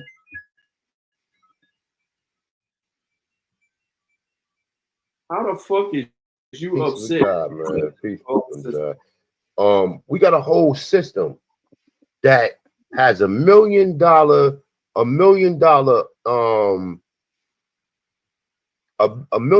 budget to push a lot of these false narratives out. What? And then when we say it's not us, we got the mestizos saying, okay, them are not black people. We got white people saying it, and then we got our own people saying it. So look at all of the different fights we have to fight. And then at the same token, you got people coming here that's telling us, oh, what we saying is not true. They have to give us an explanation for what we seeing, and our explanation is not solidified because it's backed by this faulty and pseudo fucking science that they keep exhibiting to make their claims substantiated. You got something you want to say to that, bro? Yeah. So the feathers thing is man, you just heard it clear as day. Him speak his little crybaby ass ways. That's what he said. And this is exactly why I demonstrate the behavior that I do toward these dumb motherfuckers, is because they are culture vultures. They are doing the same thing that they blame the white man of doing in the goddamn early times when they start reclassifying motherfuckers. This is the exact same reason why you do not listen to people like him. Sean P, I'll shut you down with the shoot. Nah, bro, you already been on my. You got me a little distracted, bro. You do not want to fuck. You can't fuck with me when it comes to the Jordans, bro. That's all I'm gonna say. You can't when it comes to the shoes. Bro, just don't even try, bro. Don't even try, bro. Catalog too long, bro. Don't even try. And I know you've been looking at certain pictures I done put up on my shoes and all of that. Don't even try, bro. Just you know what I'm saying? Just keep listening to the bill. Even if they were braids, which they're not, the act like straight hair can't be braided. Exactly 9 times 9. That's the whole point. But no, let me just make myself clear, crystal clear. Where is your best evidence? Not your opinion, not your belief, not what you think something says, not your misinterpretation of the data. Where is the data that you claim you have by these people that put your presence in the Americas? Where's your own archaeologist? Is Top Cats an archaeologist?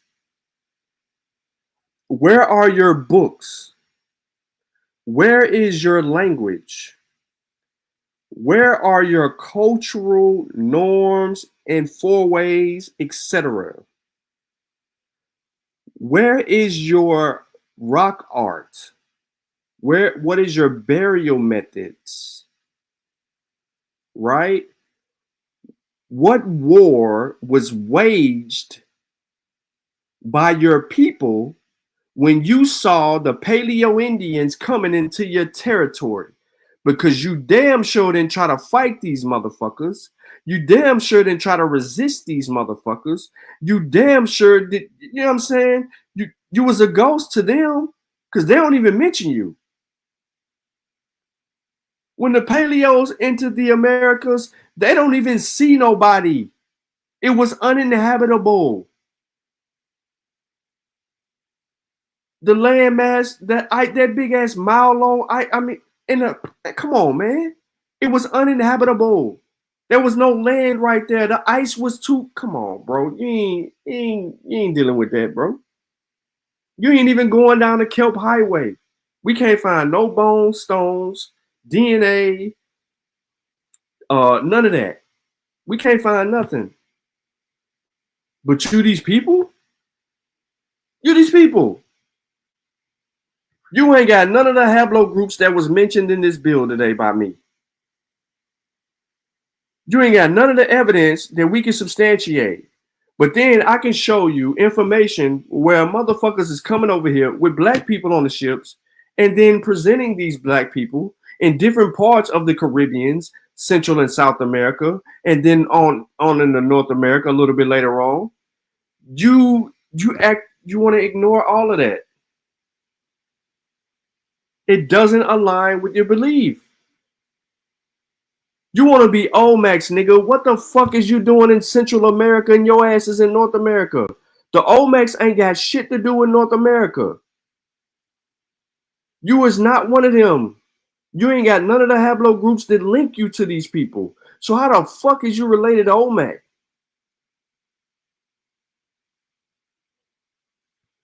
These are questions that require evidence.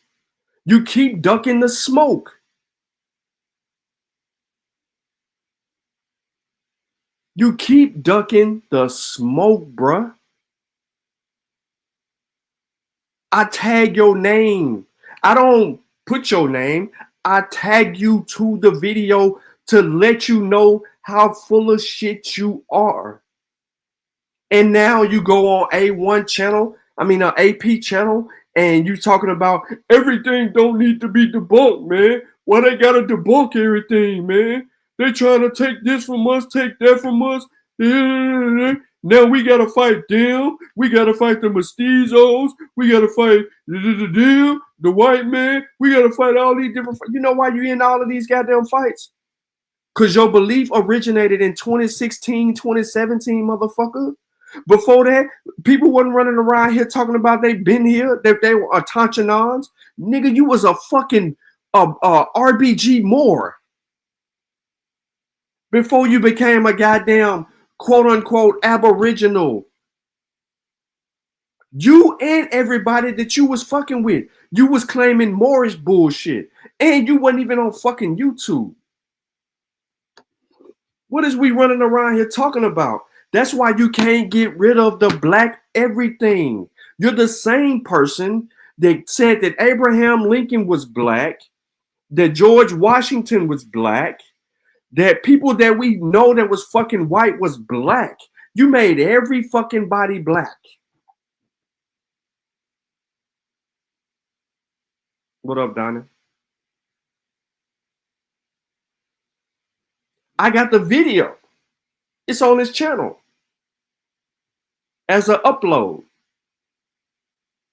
And I inserted, I'm black, y'all. I'm black, y'all. Because that's what the fuck you was doing the whole presentation. You arguing with not a coincidence. Talking I'm black, y'all. You made Pee Wee Herman black. I'm being sarcastic right there. But you made every freaking body black.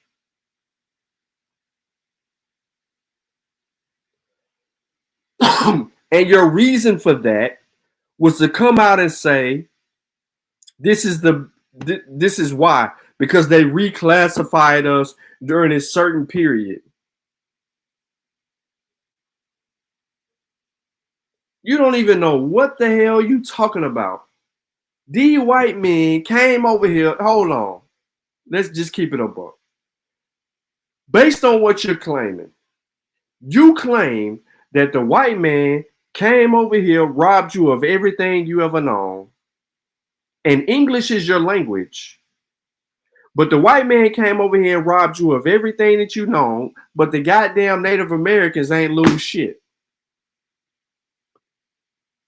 They just came over here, erased your whole existence, and then reconstructed history and sold it to you in the 1800s when they've been in this bitch since the 1600s. But some kind of way they don't reconstruct your history until the 1800s. And then during that period, they were sending y'all to Africa. So now all the black people that was in America was put on boats and shipped to Europe and Africa. And we don't have no documentation of that shit.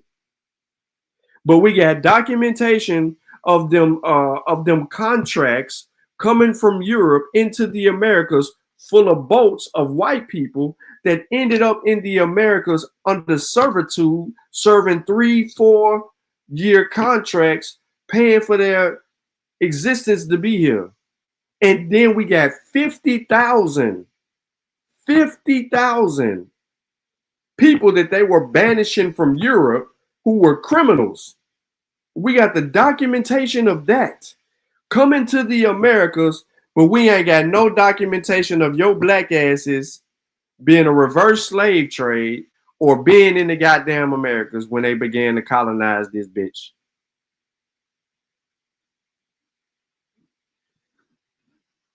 Facts.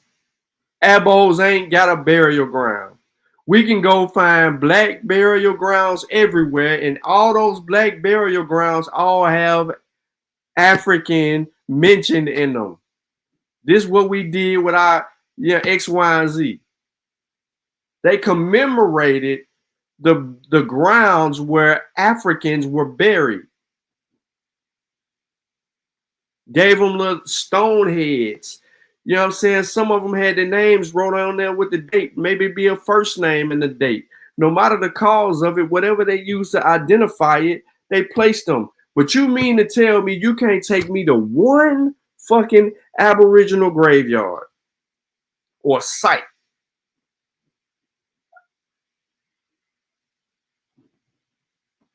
Yes, Freetown. The claim is that during the Reconstruction era, that's when the Aboriginal history was erased, and that's when they began to deconstruct their existence, and then reclassifying them and making them African or colored people or all this X, Y, and Z shit. And he mad because we out here fighting against his bullshit, and he talking about everything don't need to be debunked.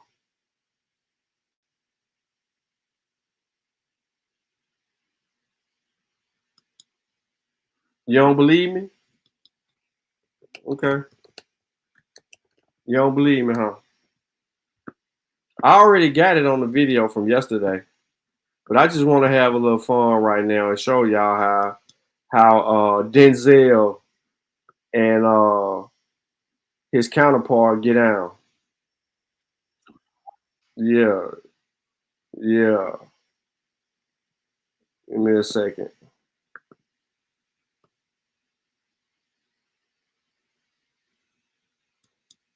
Let me pull the video up.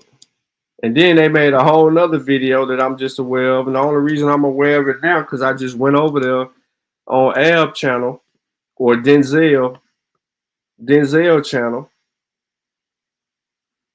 Quit calling him Aboriginal Power. His name is Denzel. Calvin. Call him one of them two names. This mug ain't gonna play it, is tripping. My laptop hot. Yep. Hold on.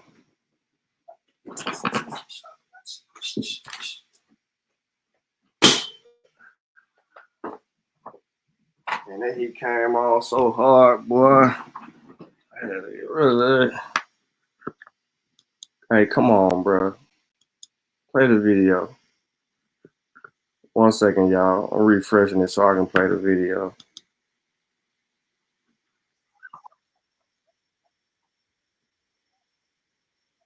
Right now.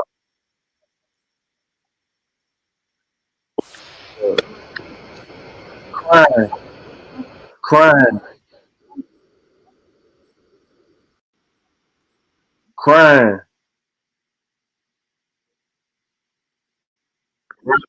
Shit, cause you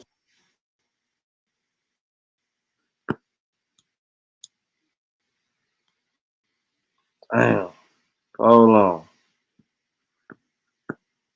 fucking clown, bro. You're a clown, and you don't agree with nothing we talk about, which even make you more of a clown. You know what I'm saying? Why you keep coming He around? just switched up, A1. He had Tyron picture up. He playing. See how he be trolling niggas, man. That's all he up here. That's all you on YouTube to do is to troll niggas and tell niggas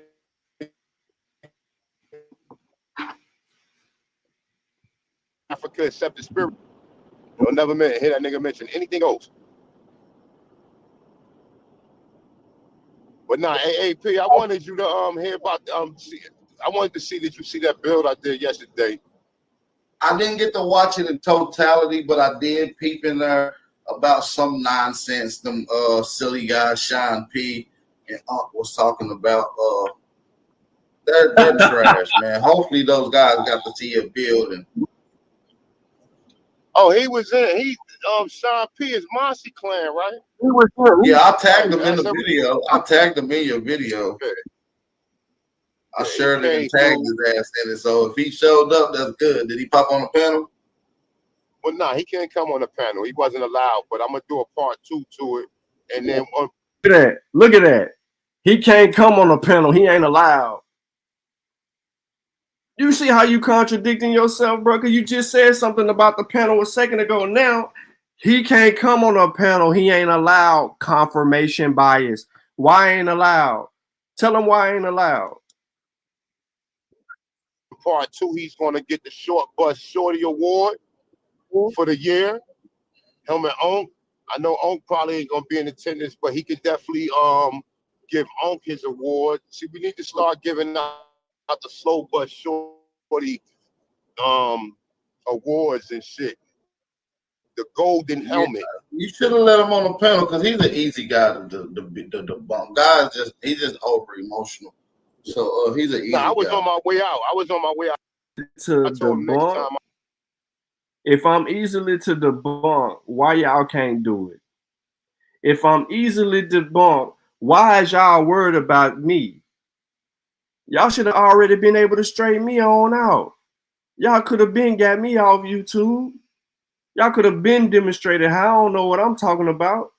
You know why you ain't debunked me or got me off YouTube or simply turned around and did anything? Because y'all afraid of all the videos that I've posted with information in there because I don't shy away from that actual evidence. You ran for 6 months, AP. 6 months, and then you're going to tag me talking about you trying to have a conversation. And it got everybody wondering around here, why he want to talk now? Now he want to talk. He been quiet this whole time. Ain't said my name, none of that. Now he trying to pop out. So let's go.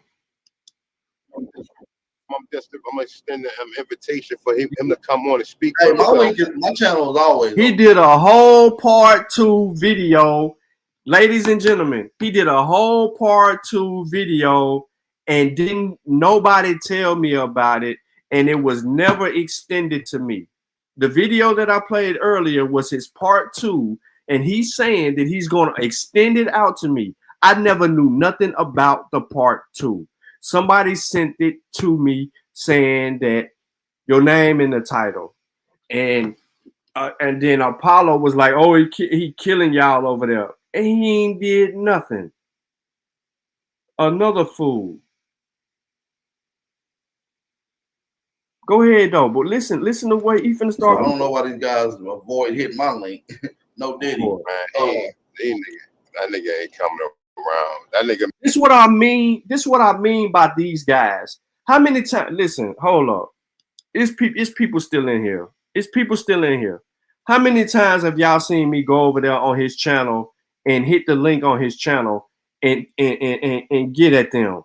Why is he sitting right here saying this dumbass shit, talking about I don't come with this, that, and the third? This is what I mean by disingenuous bullshitters. Made a fool out that nigga. And you ain't never seen them. And I tagged their name in my video. Hey, it ain't no ducking. I tag their name. It show up in their algorithm, in their notifications. When they pull up their YouTube channels, it show up immediately. They notifications. Ain't no getting around this. I tag their name so it is seen by them. They avoid all smoke. Why is they avoiding all smoke? Let's see. Let's figure. It was a lot of claims they made. Well, that just like I said, see, the thing about it is this, even okay, let's say, okay, you don't believe that we're Indians, right? But you shouldn't disbelieve that it was black people already in America. Why? See, that's the problem. Why I get too emotional to the point to where they allow their emotions to cloud their judgment and cloud their thinking. Why? To the point that the shit that y'all say, another thing to troll, it's another thing to kind of refute something, right, or debunk something in good faith. He talking about the makes Olmec sense, nigga. Head, the back of the Olmecs is fucking feathers, and because some white lady agreed, or some white lady made that claim, say, "Oh no, these not braids, nigga, them fucking braids." And even with the outside of, okay, the Olmec culture, the people who succumb, the people who came after the Olmec was the Mayans, right? Which they were the same fucking people, they just named them different names at different time periods. Just know they was all around. You know what I'm saying? And they probably communicated and shared and borrowed, if not the same people, just miscategorized. You know what I'm saying? So on the Boma Park Mirror, right? Yeah. Boma Park Mirror. What hairstyles is depicted among? You got several different hairstyles. You got dreadlocks, you got braids, you got some shit pulled back in the ponytail. You know what I'm saying? You got different shit going on, bro. So the fact that the Olmecs had braids, it wouldn't be preposterous for you to say that they had. If we could see the Olmec and the Mayans, or we see the Mayans with, they're going to be struggling with it. But lucky us, the Olmec created various different forms of art, pottery, high reliefs, and things of that nature, and they often depicted what the men and women look like doing it. Exactly. So the fact that the back of the Olmec braids, right? The lady saying that they're feathers, which we know they braids, right? And the fact that a white lady came, and even through observation of looking at it, you could say that she can't. The lady can't be precise with what that is, but what we can say, it look closer to braids than it does feathers. But then even outside of that, we see the Mayan cultures still wearing locks and braids, right? So it wouldn't be like them motherfuckers. Who the fuck? Let's go down there right now. We can fly down there right now. Motherfuckers ain't wearing no goddamn locks and braids.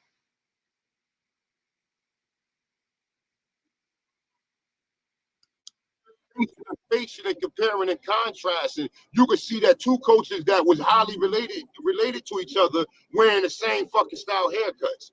Bullshit. So to just sit there and just say like they're picking, oh, well, them ain't braids, and oh, these ain't black people, or we racist. Like, these niggas is crazy, bro. And it's like, you know, some of the claims that they make, it makes me look at these niggas different. Like, yo, bro, y'all niggas should not, nobody should really be taking advice from you niggas, because you niggas can't think for yourself. Like, even with some of the art that we see among the Olmec and the Mayans, right? A lot of that shit is observational, where you can come up with an idea, or, you know what I'm saying? Notice, and I fucked the video up, but notice how he continues to always deal with observation. Everything is about lookership. Nothing is about the evidence. Everything is always observation, observation, observation. We can look at this. We can look at that. We can do this. We can make this assumption. Yada, yada, yada, yada, yada. It's never about the fucking information. And he goes on, and I'm not gonna play much of this shit again, but in this same video, he's crying. He sounds like fucking Mario. Out here crying out to people. Over and fucking over.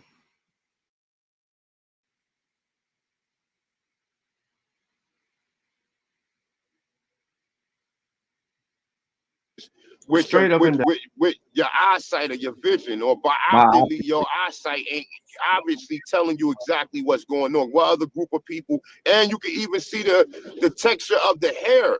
They didn't made that statue into detail where they wanted you to know that this nigga had fucking coarse hair. You know what I'm saying? Yeah, man. They only so I mean, yeah, definitely. But I'm gonna send you the video, man. Definitely, if you want to look into it or whatever. Because like you know, every opportunity we got, sometimes we don't really want to deal with these dudes. But you know, sometimes with some of these claims they be making, and you got people in the chat room like, yeah. Matter of fact, you know who was in the chat room? Hey, just to be real with y'all, I don't even make claims as it pertains to history. I deal with the evidence. There ain't a time that you can come on the show and say that I made a claim. You should be able to, if you saying that I made a claim, identify the claim and deal with it. And if I'm wrong, provide the evidence. And ain't none of y'all done one thing, ain't named one thing that I so-called claimed and refuted it. because you keep pointing back to the people that actually provide the evidence of the assertion that they are plats and that they also have feathers in them in the plats and the tassels.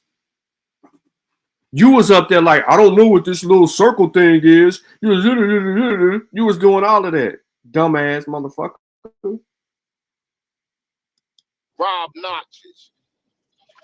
Rob Noxious is a hillbilly who hasn't even put on an articulate build in his life. He haven't put on a 20-minute lecture, presentation,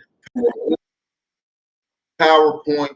That you ain't put on shit. Just, I don't even know why you talking about Rob Noxious. Y'all ain't put on nothing but a whole misinformation trap. You didn't debated a few people about some bullshit and think that you're really putting on and educate. You ain't educated nobody. You have misled a few people.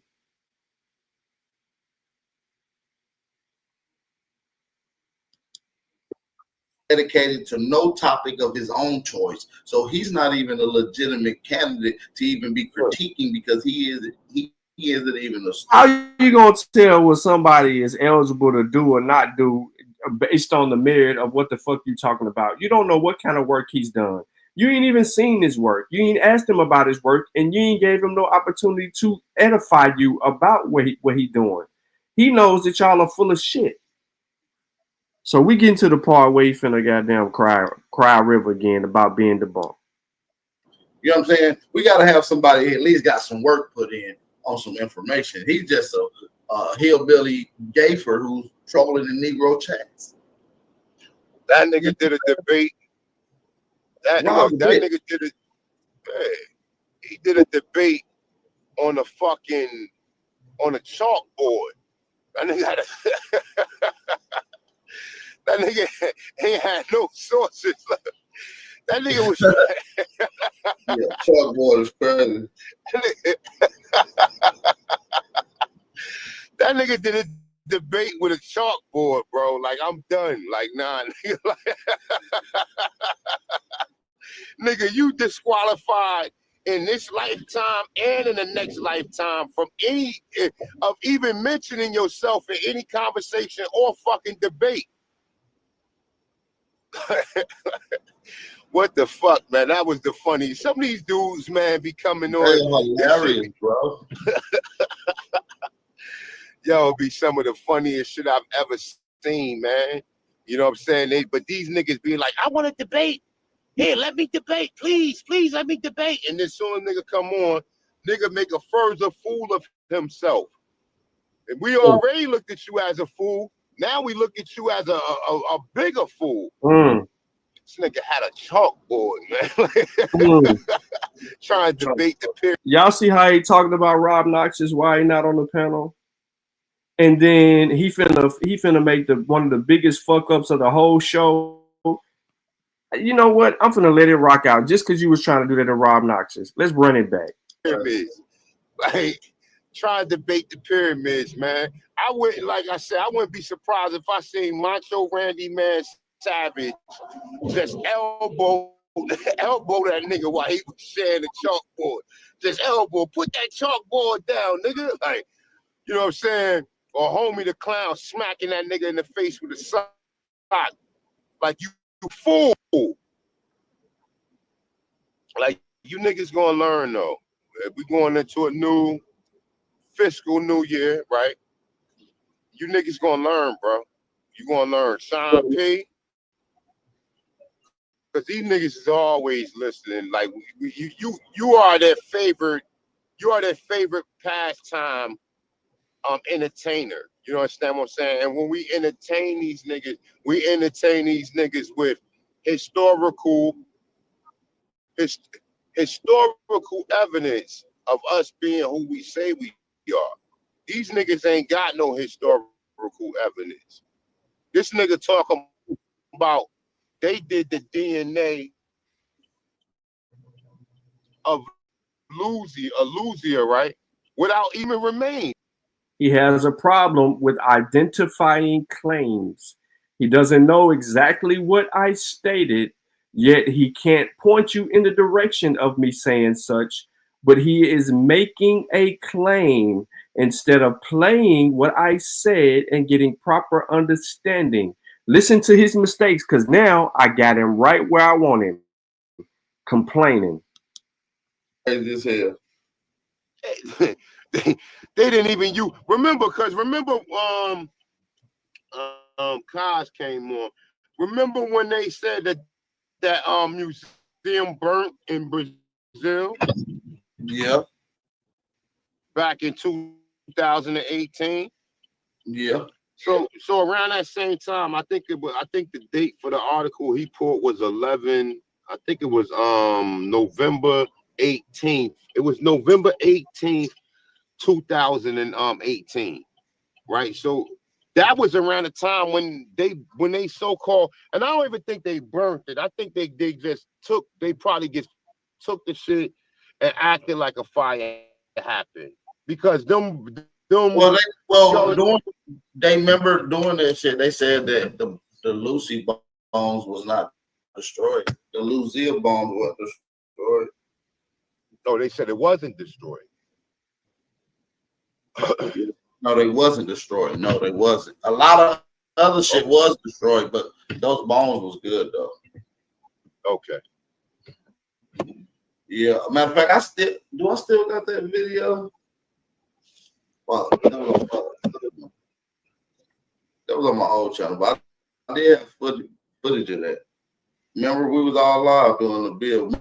Matter of fact, that was the build that we did, Lost City of the Monkey Gods, the White City. Yeah. When I went in on that. Mm-hmm. And so these niggas, man, like I said, we teach these niggas. These niggas ain't got no, like, they should just come on and then just grab a pen and paper and then just let us teach them, as opposed to you making these ridiculous ridiculous statements or whatever, and then you go on by white people. You don't even know. Like, a lot of time we already see that there's an agenda to hide the Negro, the Negro type from being the Aborigines of this land, right? But right now, Who is we, bro? Who is we? Who's looking at the information and who's determining that there's Negroes here before the time period in which they say Negroes was here? Who the fuck is we? Go ahead. After even Richard Neves, right? After he already said this is a Negro. This nigga is a forensic scientist. They said one of the best forensic scientists in the world, right? So, by the way, ladies and gentlemen, Richard Nevis's work was redacted by Richard Nevis's. He redacted his own goddamn shit. And here we are with a redacted Richard Nevis work, and he's still arguing this shit. Meaning, so he's proficient in forensic science, right, AP? So that means that, like I said, right, you mentioned that you wanted to get into something like that at some point in time, right? If I'm not mistaken, right? Right. Yep. So check this out, right? So if he's one of the lead forensic experts, right, meaning that they have found skeletons of murder suspects or that have been involved in crimes, and he recreated the actual image of that so-called person who may have experienced that, right? So that means that he's a forensic expert, meaning that his so-called work was used to solve crimes, right? You follow me? No, that's a fact. So in the article that this nigga showed, they said, first of all, the image that Richard Neves showed was fake, was false. They said that they redid it, and they showed them up, right? A bald head nigga look like the king. And he is making the assertion, and he did not hear what people said correctly. He is unaware of the shit that is being stated in the video. And that was shown, ladies and gentlemen. We brought up the genetic evidence that was presented in a Cell article of the Santa Loa people. Kenwick man, right? But like I said, if this nigga is one of the, and then even on the remember the video? Wait, what's the other nigga name? His name not Richard Neves or something. I can't think of the nigga name. The other guy that's on the video. He said they kept running the shit and it kept coming out the same. They kept running different sequences on it and they kept getting the same results. This nigga lying. Right? Mm-hmm. So Richard Neves. Richard Neves, exactly. So he just said it wasn't him. All of this scientific evidence that they did. So now contemporary scientists is going back saying, "Oh no, they got all that shit wrong. They was totally wrong with all of that other stuff that they did. The bus was wrong. The sequence that they used was not updated. When obviously most of these people still use a system similar to the old system. You see what I'm saying? They still use a similar system. So the fact that they went back, and why is it so important that y'all go back and test the bones and try to recreate the structure in which Richard Neves already did? Why is it? Because they have an agenda. When that man said that was a Negro, these niggas, we going right where I want him to go, and he's doing exactly what I said he'll do. Right? He's bringing up Richard Neves in regards to the work on Lucia. Okay? That's what he's bringing up. Now, we've already shown this multiple times. My point in even playing with this, right? My point of even playing this is to show you that he is hurt. He wants to be able to say black people was in the Americas and it be okay. He don't want it challenged. None of that.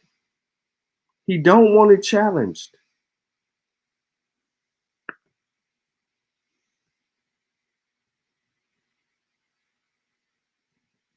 He don't want it challenged.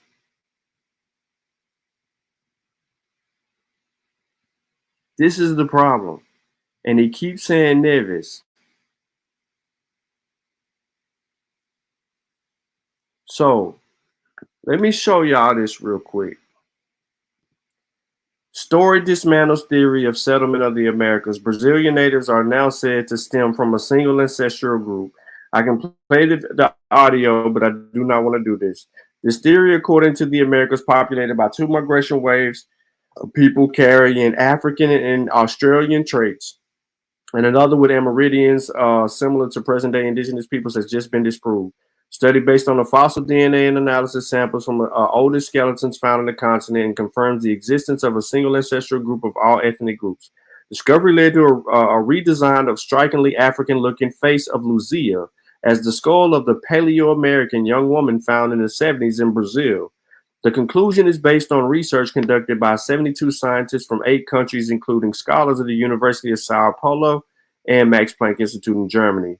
Archaeogenetic data revealed that all populations in America stem from a single group that arrived in the New World from the Bering Strait some 20,000 years ago. The DNA links this migration flow to peoples in Siberia and northern China. The results of the research was published Thursday in the scientific magazine Cell. That's why I mentioned the Cell article. Lucia, who lived in Lagoa Santa, Minas Gerais state 12,500 years ago, had her face reconstructed for the first time in the British scholar Richard Neves. He's a British scholar. Her features was based on the theory by the University of Sao Paulo professor Walter Neves, according to which the people of Lucia, the set of fossils found in the 19th century in Minas Gerais, arrived before the ancestors of present-day indigenous people in Brazil. The first migrational wave, therefore, is believed to have had African or Australian traits. This thesis was based on the morphological analysis of the skull, which indicated that these people were considerably different from present-day natives. Archaeologist Andres Menestras and the USP Archaeology and Ethnology Museum coordinated the Brazilian part of the study, explained that Neves' contribution was key to asserting there were differences between the ancestral and modern-day indigenous individuals. But genetic studies aided by today's technology refute his thesis, which argues that this difference was brought about during the process of migrations between continents. This link with the previous population of Africa did not exist. The difference between Lagoa Santa and current natives originated in America itself. Luzia's new face was designed by Carolyn Wilkerson from Liverpool. The descendants of the ancestral migratory wave that came down south through North America split the two lineages some 16,000 years ago. The members of one of the lineages crossed the Isthmus and Panama and people south of America 3 continents occasions. The first wave between 15 and 11,000 years ago, the second wave 9,000 years ago, and the study shows that the presence of fossil DNA from both continents, contingents throughout the South American continent. The third migrational wave is the most recent one, some 4.2 thousand years ago, and settled chiefly in the central Andes. The genetic data reveals that Luzia's people had strong ties with the Clovis culture, a lineage of humans being who went from south to the north approximately 6,000 years ago. It was not known that this group had migrated south. This group, however, was short-lived. It started dying out some 9,000 years ago and was replaced with the direct ancestors of the indigenous groups that lived in Brazil during the colonial period. Now, it goes on, but I don't need to fucking go on. Because the study then goes back and corrects Neves. Nearly 100 skulls excavated by Neves and Strauss over 15 years are stored at USP. Other fossils are kept at the Pontifical Catholic University of Minas Gerais. However, according to Sao Paulo Research, which provides funding excavation campaigns in most archaeological archives, was kept in Rio de Janeiro National Museum. Luzia's skull was being displayed in the museum next to a bust with its features by Neves. The representation of the original face was lost in the fire, but copies had been made. Luckily, fragments of the skull were salvaged from the bubble. The piece is the oldest fossils found in Americas, confirming what was believed to be 12 skeletons. Scrutinized, which is considerable, is just natural. Nearly all of them point to the same direction. We assume Luzia should follow suit. Of course, we can't be sure. If we can't examine the fossil, Strauss stated.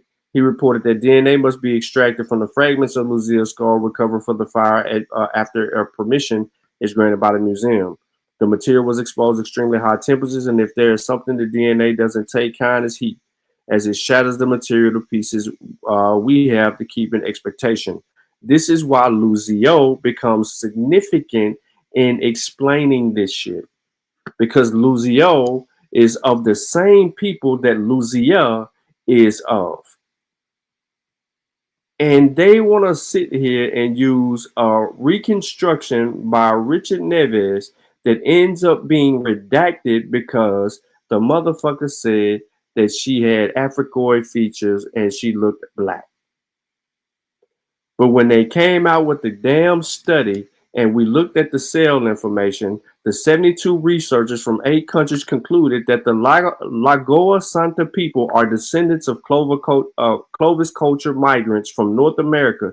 Distinctively African features attributed to Luzia were wrong. Fuck out of here.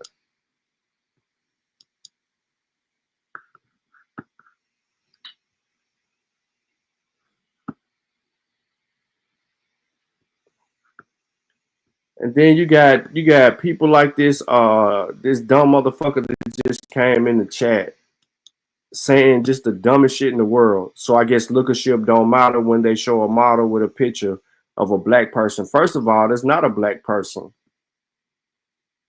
That's first. Secondly, what the fuck are we doing lookership for? You can't look at a person and tell what a person is.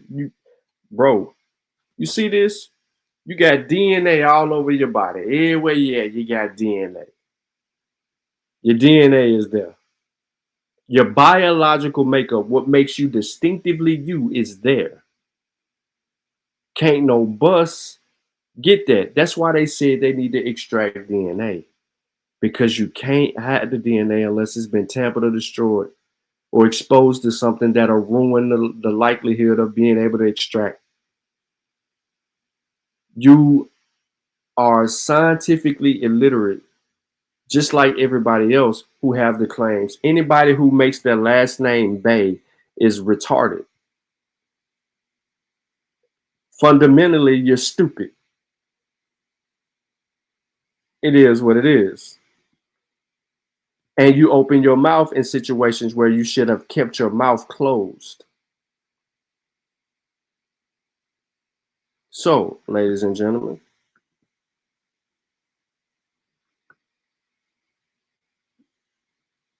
this goes to show how stupid that he is. What's a lot? The African American population is going to have between 20 and 24% European ancestry in them regardless. Even you. I don't even know why you said European DNA. You don't even subscribe to DNA. You think that you're an Aboriginal. You think that you think that you're indigenous to the Americas. You think that you're a Moor, and you think that you're a fucking Hebrew Israelite. You are that fucking confused. I ain't got time for that. I should have played more of the video showing y'all where he was crying about debunking, but we did that in the last video with So just like the dude in the chat that's commenting right now, they're all mad because I am refuting the bullshit that they keep putting out. I don't care if it's in a Facebook group, a Facebook chat, a YouTube story, or short, or a YouTube community post, or a YouTube video, or a TikTok, or Instagram. I don't give a fuck where your misinformation at. If I run across it, I'm beating this shit up. And you're gonna take it. What you gonna do? When the evidence show that you're wrong, you're gonna deny it. You're gonna go with your confirmation bias. You're gonna reject the information with the facts in your face. You ain't got no integrity. You're not a man. You're a boy. When the information puts you in compromise with your belief, you're unwilling to walk it back and admit wrong and admit fault. Yeah, so you're a waste of time too. Nigga, yeah, you did. Shut the fuck up. Fuck out of here.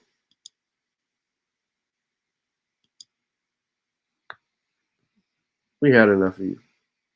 You're irrelevant.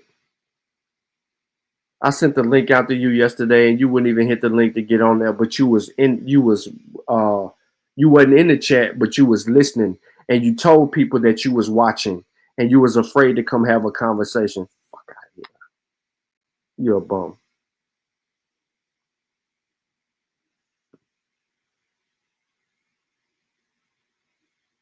Desmond, I don't know how anybody listened to him.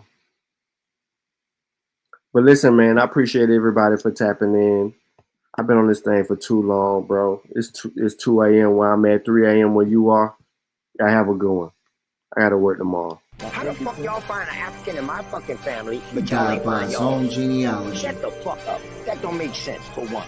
Listen, y'all don't know what y'all did. I feel like you standing on business. Y'all lied on me, because y'all don't even know if that's me. And if y'all can trace that shit back to it's me, it's only 2 people in YouTube that got my information. Yeah, he died by his own genealogy. You ain't an Indian, you ain't got a lot of meat. Half of this track, best believe you lose a lot of sleep. Probably because you made it up to us honestly. You ain't a Cherokee, nope. You ain't a Chickasaw, nope. You ain't a Blackfoot, nope. Nigga, get lost. You just a fool with low comprehension. So I gotta come through with the henchmen. NAC, Sean P, Shy Son, Lucky. Don't forget Jay, got no time to play. Caught an apple slipping with his genealogy. Now he's a a con, and I ain't talking about a singer. I'm coming for the top abo leader. He ain't a teacher, he's a preacher. He can't keep up, so we leave him. Yeah, he died by his own genealogy. You ain't an Indian, you ain't got a lot of me. After the track, best believe you lose a lot of sleep. Probably because you made it up to us possibly. You ain't a Cherokee, you ain't a Chickasaw, you ain't a Blackfoot. Nigga, get lost, you just a fool with low comprehension. So I gotta come through with the henchmen. NAC, Sean P, Jacques son, Lucky. Don't forget Jay, got no time to play. Caught an apple slipping off his genealogy. Now he's a con. OTK. TKO. Now he's a con. OTK. You died. TKO. By your own genealogy.